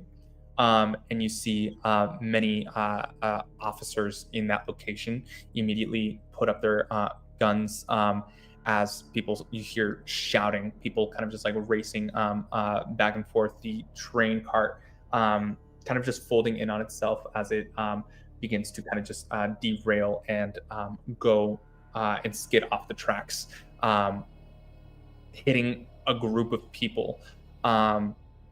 You see there is one man kind of near where the people were hit, who stands his ground, and you see him kind of just grab the train and get pushed back. It's another anomaly, and you hear the military personnel immediately raise up their guns. It's one of them. It's one of them. I think we got a Class B. Super strength. And they immediately start to open fire. There are currently 6 of these military personnel there. Okay, that's stupid. But sorry, I just meant it's stupid of them to open fire. But the explosion, does it seem like it came from where Carmen was, or where those guys were, or where I was? It was, you would know this. It came from where one of the guys were.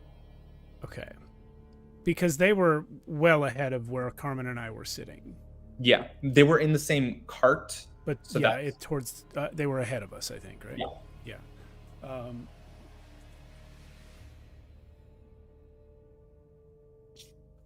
Do I think there might be any chance that Carmen survived?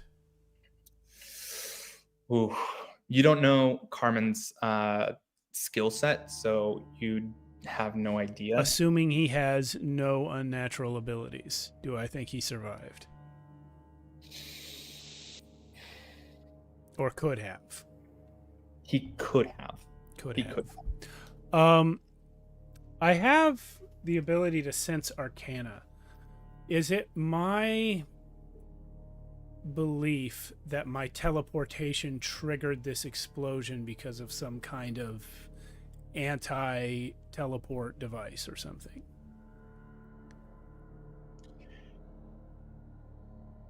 Did you want to use your talent right now to sense arcana? Yeah.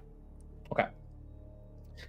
You're sensing, besides yourself, 3 other people. One of the civilian brutes that was able to kind of stop one of the train carts from hitting him and kind of his group of people. One of these anomalies, who the 6 military personnel are kind of aiming towards to arrest or kill. Well, mostly kill right now. Then there are 2 within. 2 within the cart 919 that you had left. That currently right now is overturned. The front end exploded out. Yeah. Okay, so I can sense that there are two there. Are they near the front where it exploded? One of them is near the front where it exploded. The other one is a little bit backwards, but the one up front is closing. Seems to it's kind of like a beeping, like a sensing that you feel in the sense of Arcana. It seems to be getting closer to the other location. Does the suit allow me to teleport someone with me? Unfortunately, not. It's only yourself.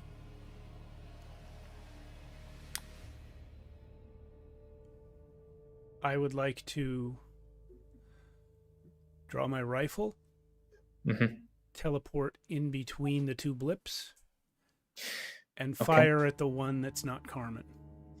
Yeah, when you teleport in, you see this one of the guys that came in.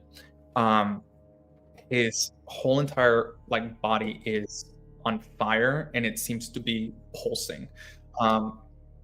As you teleport in, actually make me a lead notice check. Okay, against what? This is going to be the dread here has increased, so I'm going to say a D8. Copy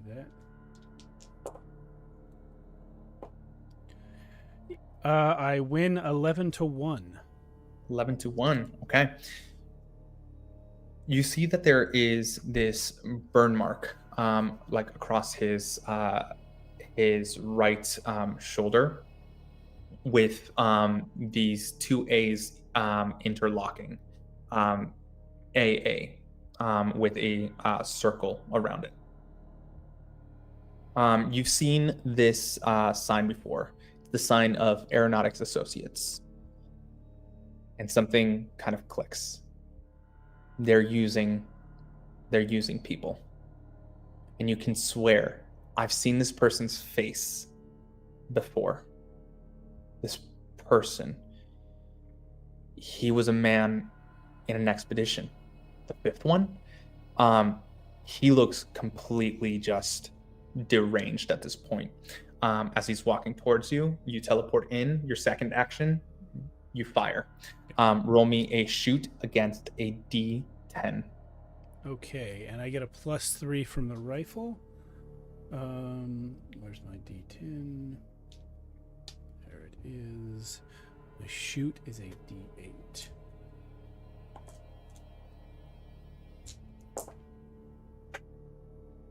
I succeed 10-4. 10-4, so he takes 6 damage.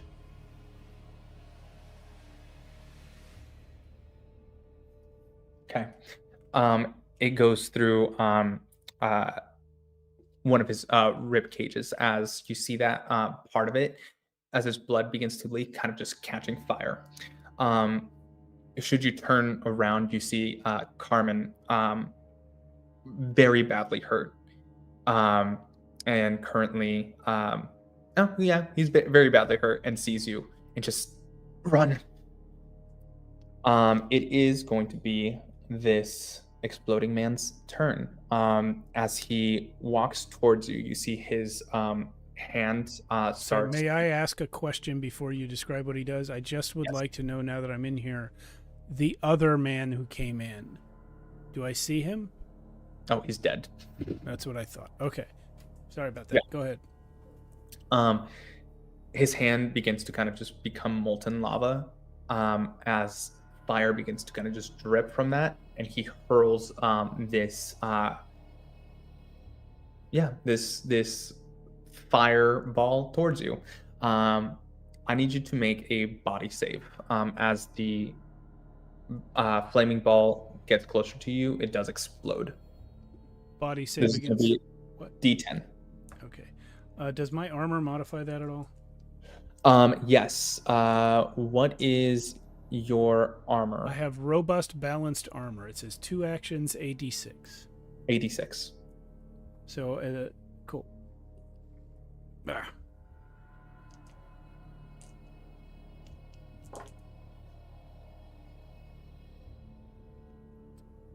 So the advantage die, I just take the higher number, right? Yeah, you take the higher number. Okay. I am spending all 3 of my remaining points to match that because I rolled 2 against 5 there. Okay. You are able to roll out of the way, kind of landing near Carmen at this point, who just grabs your arm, pulls you behind one of the chairs as the explosion singes and just blows that part off. Yeah. He tells you, search subways, look for an O with an X. Those things are everywhere. Follow the X, please. You'll meet the Underking. He'll tell you everything about the investigation. It is your turn. What are you doing?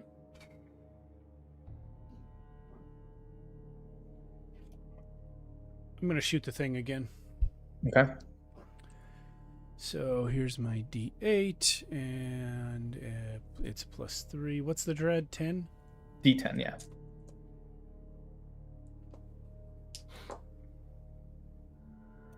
I have missed.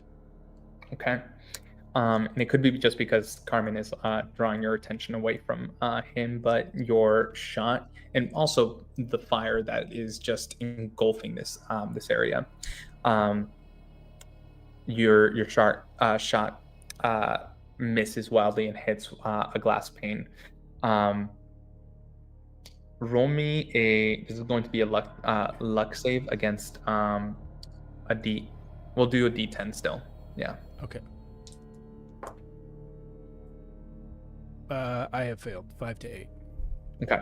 Take the difference in stress as fire on your shot bursts from the window, and because of the movement in the air, some of the fire drifts towards you.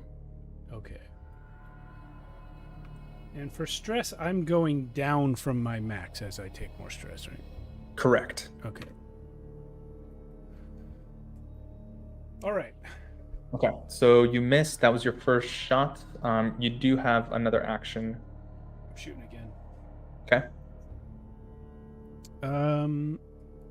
I do not like leaving people to die.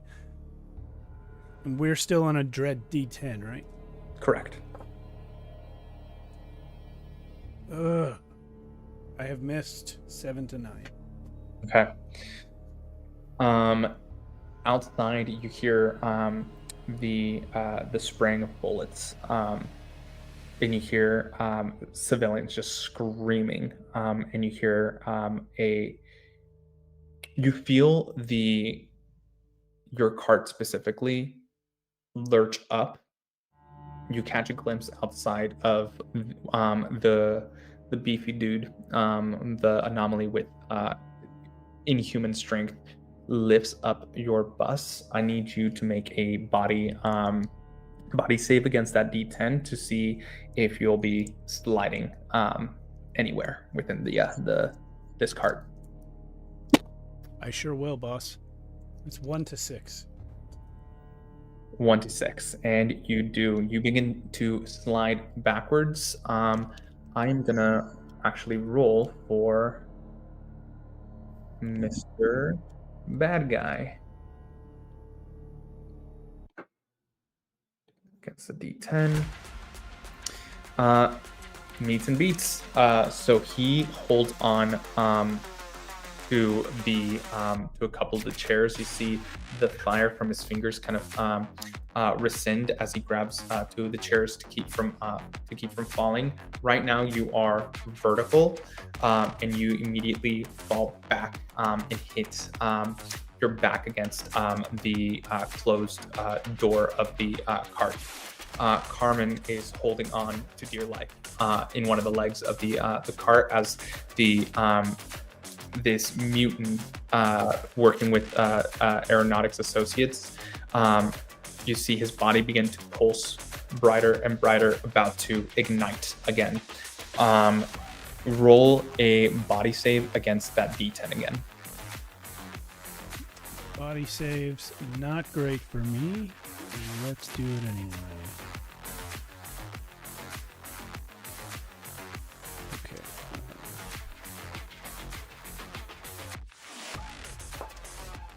I matched it 2-2. Okay, so you don't take any stress here, but you do see the area around him immediately explode as he begins to fall down towards you. He's going to reach you in one round as he begins to plummet. Carmen does take additional stress. We'll just give him 3 stress, so he's currently at 1 stress right now. It is your turn. What are you doing? He's falling towards you. He's falling towards me? Mm-hmm. Is he going to hit Carmen too? Carmen is still holding on to one of the legs. The fire hit him. You see some of it rolling off of his body. There's like a shimmer against his skin. But he's still holding on. Yeah, he's just falling towards you, the bad guy. And I'm having trouble picturing the spacing. He's falling because the heart has been lifted up. And it's at an Yeah, angle the now? heart has been lifted up. When he exploded, the area around him basically turned to ash. So anything that he was holding onto is now no longer there. So he's just falling straight down. Okay, I'm going to teleport above him and stand on one of the remaining seat backs up there. Okay. And you do as in that same round. So you teleport there. He ends up hitting the area where you were. His fist going like an inch or pushing the metal an inch. You still have 1 more action. Gonna shoot him. Okay.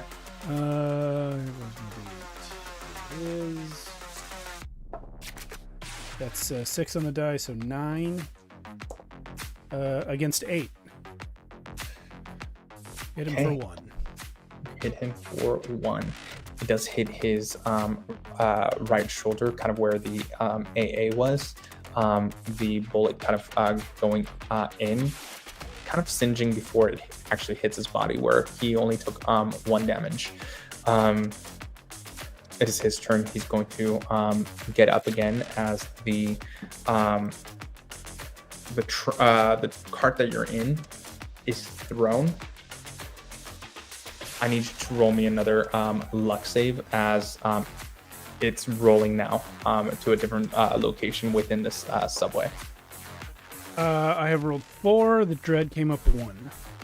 Okay, you succeeded. You landed near kind of a cushiony area, so you don't take any damage. But the train cart has now rolled and completely toppled. You are facing a shattered opening. Carmen lying right next to you. It is the bad guy's turn. He is going to stand up. He's just going to die. He's going to have a heart attack and die. We'll say he took 2 stress from the damage there. He's going to get up and start running towards you, using two of his actions to get engaged with you. What are you doing? It's my turn again. Mm-hmm.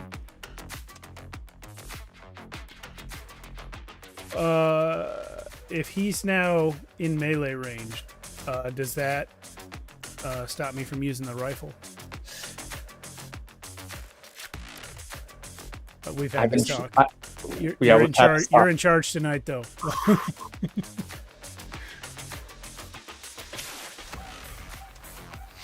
Damn, it does make sense. To the audience, the current conversation has been because a gun is close to the person. A lot of RPGs grant disadvantage or something. So I've been trying to figure it out. I'm gonna have you, instead of it's not gonna matter, but stylistically, I'm gonna have you roll your control against the D10. Yeah, instead of your shoot. And actually, I'll say, where are you shooting him? So if I'm reacting to seeing him approaching, I'm gonna shoot center mass, I guess, because the one thing that is true about being in melee with someone when you have a weapon is, it's harder to swing it around quick. So yeah, I'm just gonna shoot for the biggest part of the target. Okay, so his torso. It's a miss. And unfortunately not, as he's moving rapidly. It's that sense of like going in to shoot. He ends up hitting the nozzle of your rifle away as it rocks and hits another portion of the window. You hear outside, there are civilians inside. There's a battle going on. The military's about to enter. What are you doing?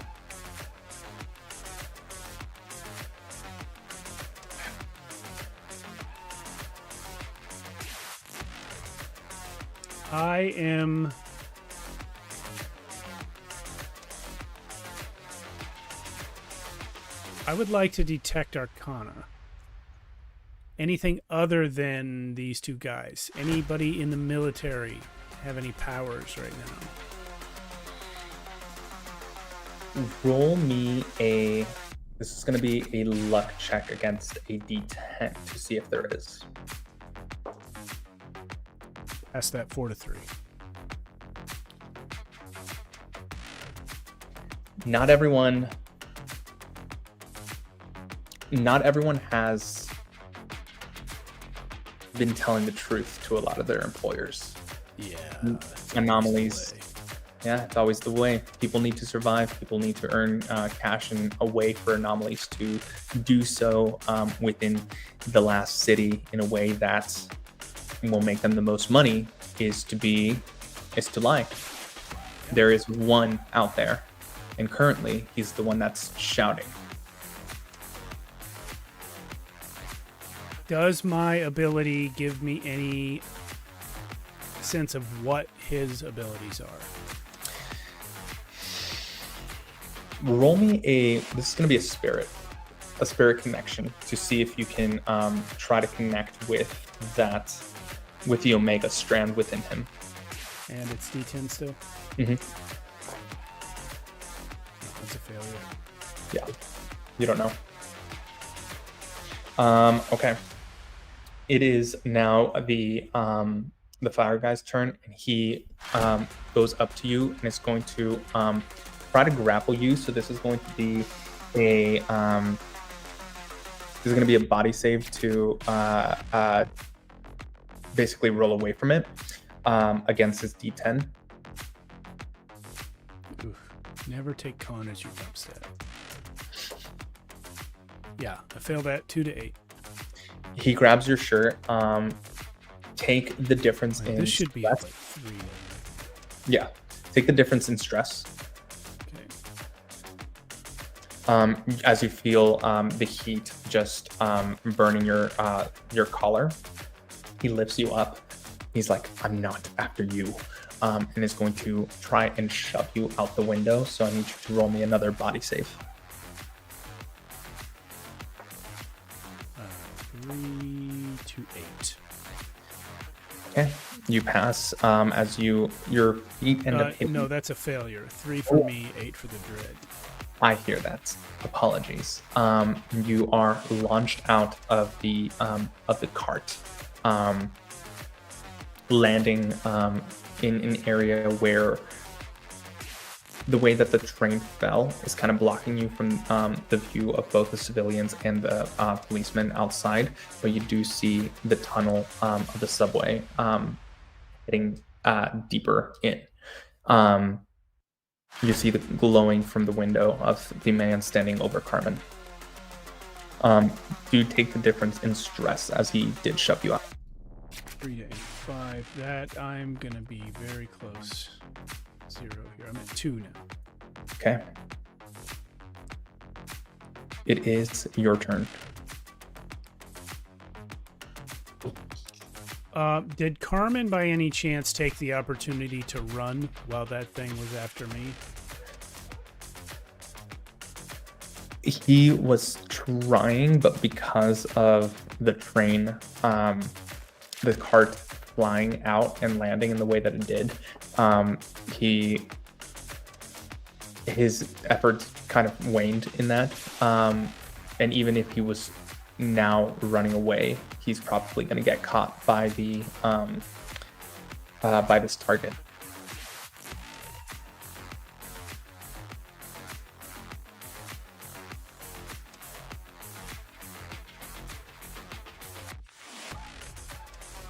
I will. So am I now on the other side of the train car from the police? Yes.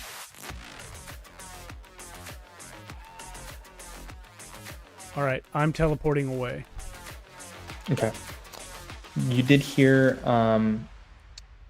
him say to go further into the tunnels and to search for the sign, if that's what you want to do, or if you want to go somewhere else. That's what I'm gonna do for now. No, I will do that.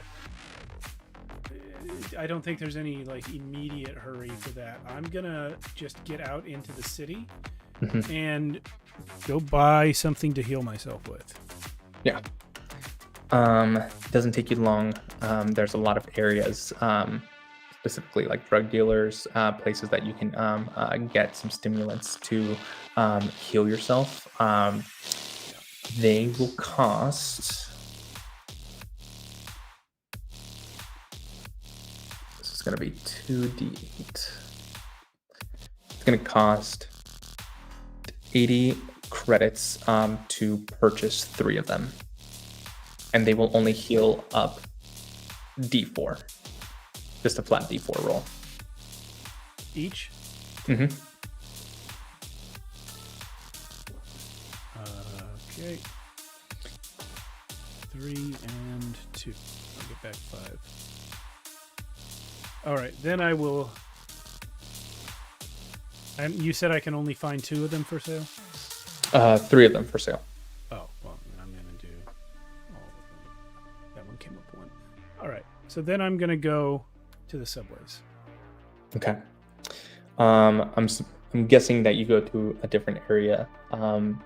Yeah. Because the one, at least where you head back, is now being quarantined with a bunch of military personnel just blocking it off.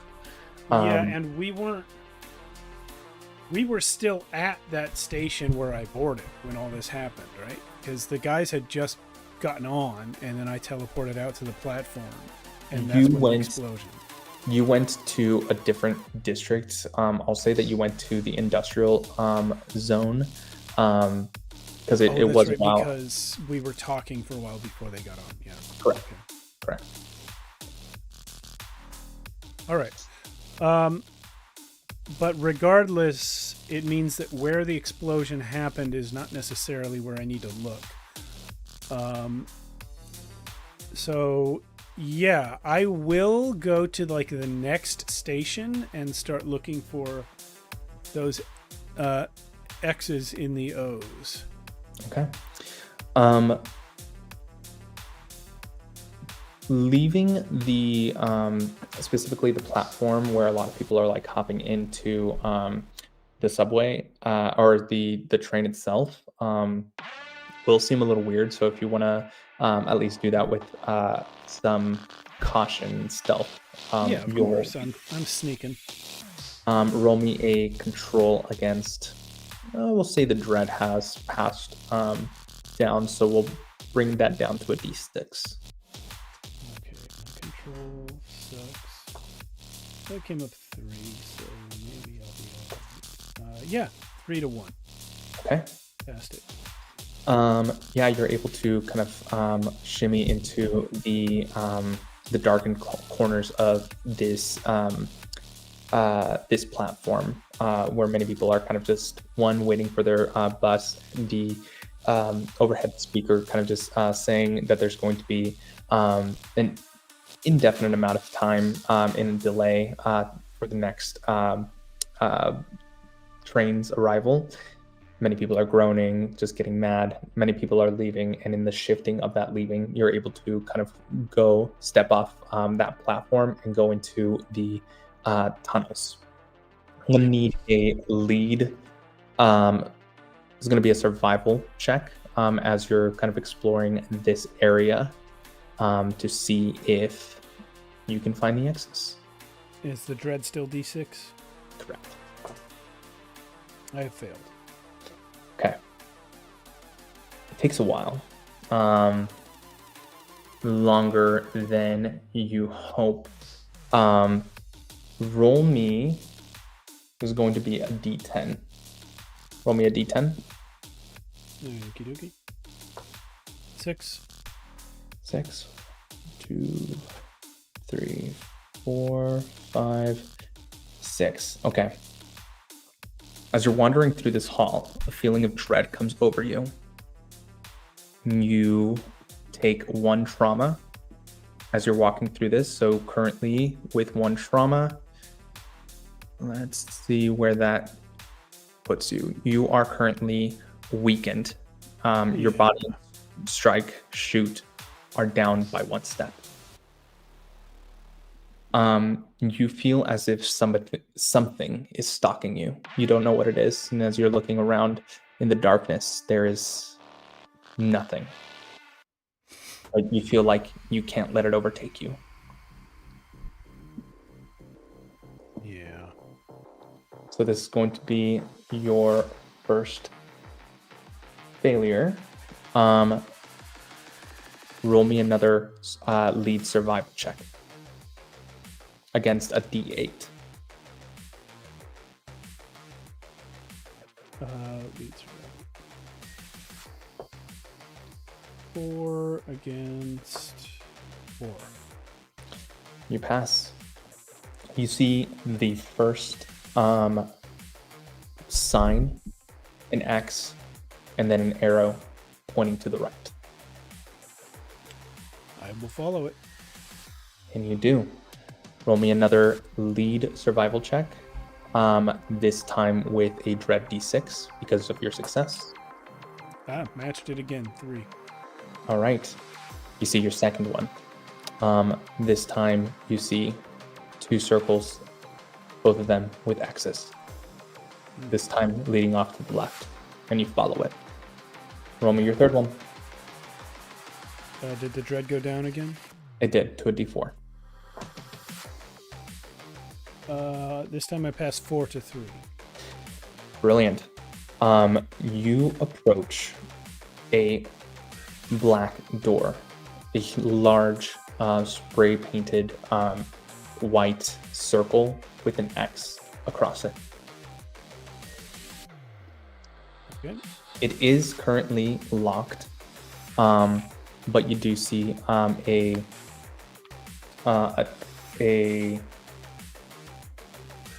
area where you can try to hack into it if you wish.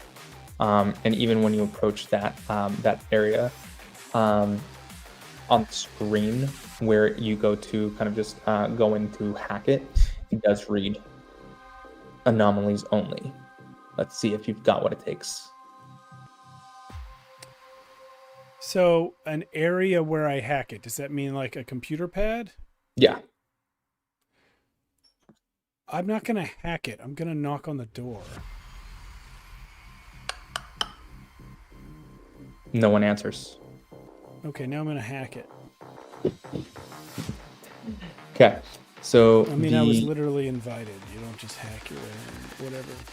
The dread is a D4, so we're still we're going to be doing you're going to be rolling 2D4,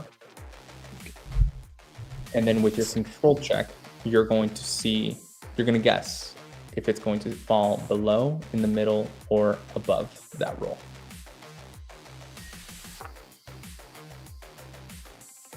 Okay, it's 1 and 2. It's gonna be a bow. You don't think it's going to be a 0?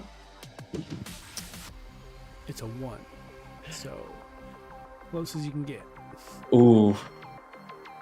Well, it is not above. That is a fail. You hear, I need you to make a body save against a Dread D4. My body is weakened, but it's already a D4.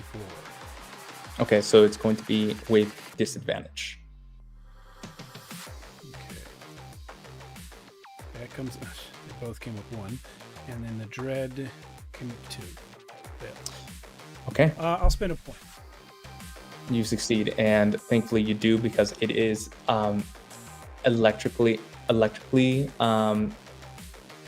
trapped. So there is a static that shoots from this terminal, and thankfully you dodge it. From the shadows, you see a man kind of just stumbling by.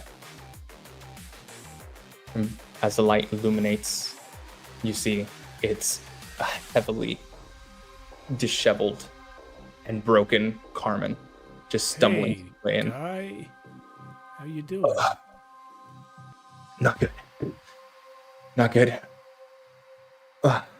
Sorry. I barely made it out of that alive. Yeah, sorry. I tried to go back for you, but things got too crazy. Told you to run, so it's good that you did. He goes up to the door, and you see at his touch, it ends up disappearing. Come in. He nods. The door disappeared when he touched it? Mm-hmm.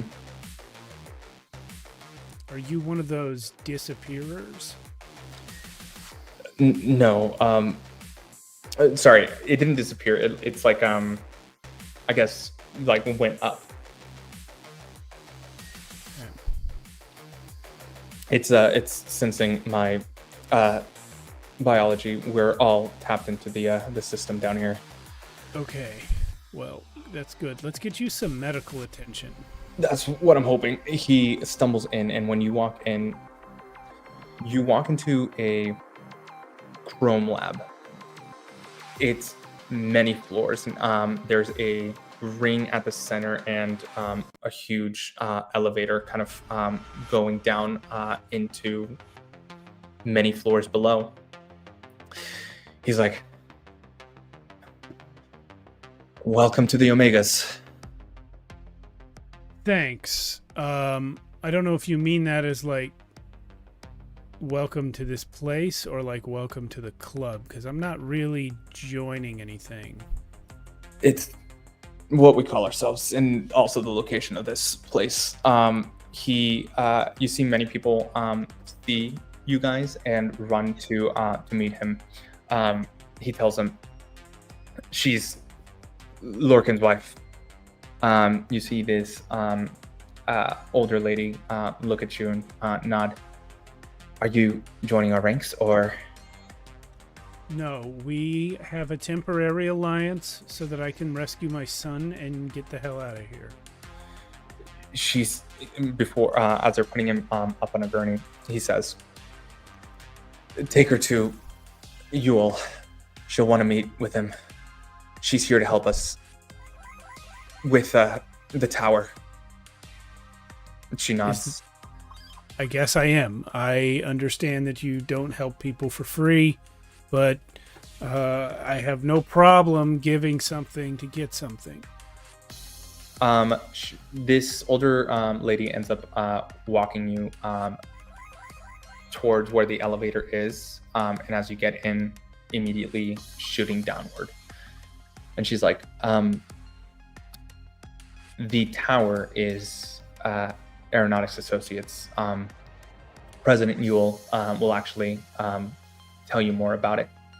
And you hear President Yule. He's the late president, or at least that's what the news had told you, that this president had died. A couple months ago, the vice president, the guy that you saw on the TV screen about 3 weeks ago, being interviewed by Katie and John, both he's the one that is the benefactor for Aeronautics Associates, kind of shrugging off what the deal was.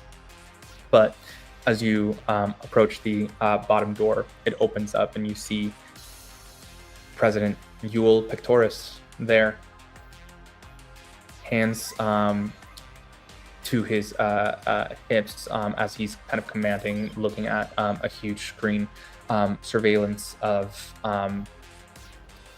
the sister location for Aeronautics Associates, where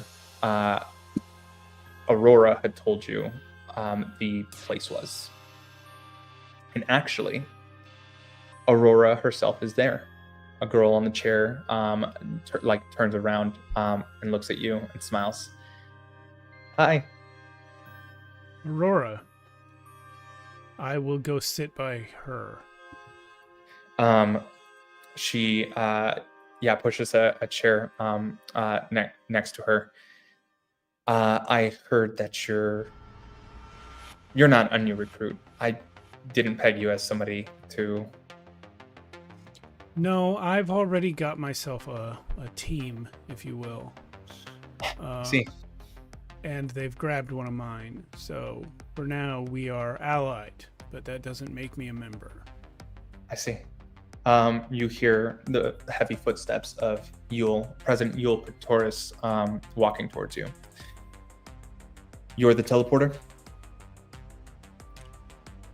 Yes, but that's not my anomaly ability. It's a piece of equipment. And when we're done here tonight, if my son is alive and well and free with me, I have agreed to give it to you.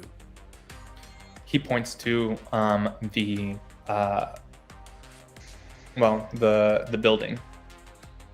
Your son's in there, along with your husband.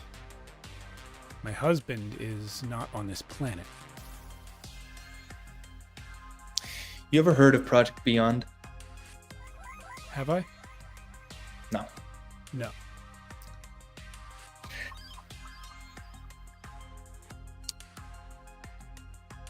This is a huge argument during my presidency. My vice president, your current president, Eon, wanted to round up every single anomaly. Yeah. To test them. Not just for this space exploration bullshit that Eon has made up with Aeronautics Associates. No. They want to create, well, what you have inside your body. They want to take the Omega Strand and to feed it into military clones. Well, that's not exactly a new idea, is it? No, it's not. He was a dreamer in the sense of wanting to, well, create this world and make it a safer place. He looks at us here and what we're doing. He's afraid of it. He's afraid of losing power. We are going to the tower in a couple days. We needed someone with your particular skill set to help us out. Carmen informed us that Lorcan's wife had unique abilities that can help us out with this situation, and we would like you to help us. I understand that you have your own life, your own kids, and unfortunately, because of your husband's predicament, your family is being sought after. Yeah. So, we will agree to your terms. We will help out as best as we can for you to take back your family. What we need from you is to destroy the alpha serum that they've created. It's somewhere within this building over here that we've been surveilling. We're not sure where it is, but we need your help to find it and to destroy it.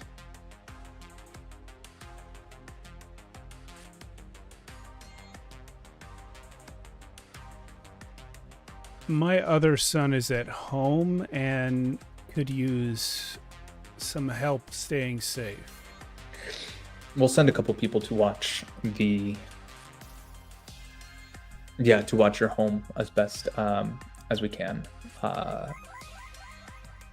He nods at one of the facility guards, who just nods and goes to his comms and walks out, presumably to call somebody to make that happen. All right. I'm in. Very well. One last thing. They have, as best as I know, a girl within this facility.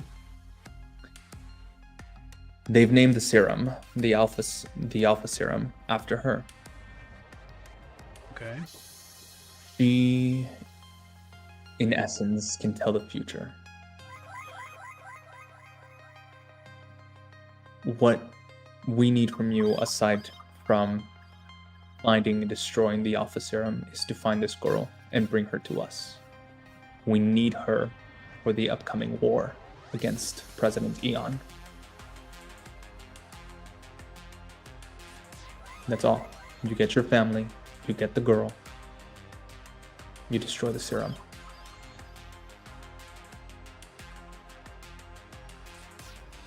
Well, I figured I'd have to do one thing for you and one thing for me. Turns out I have to do 2 things for you and 2 things for me. So everything just doubled in difficulty. But we gotta do what we gotta do. That we do. Okay. Thank you. And that is where we are going to end our session tonight, as he draws you towards the schematics to the building, and for the next day and a half, planning out. Yes. All right. We are planning our mission. That you are. Thank you so much for playing tonight. Thank you, audience, for watching. Running it. Yes. Yeah, so that's it for tonight, gang. We'll pick up with the final session of this story next week. On Friday this week, we have Midlight City. Our next episode, I believe we have 2 more this month, but that remains to be seen. Depends on how we do this week. And then the following week will be Arconia Fest. So, yeah. Thank you, everyone, for watching, and we'll see you next time.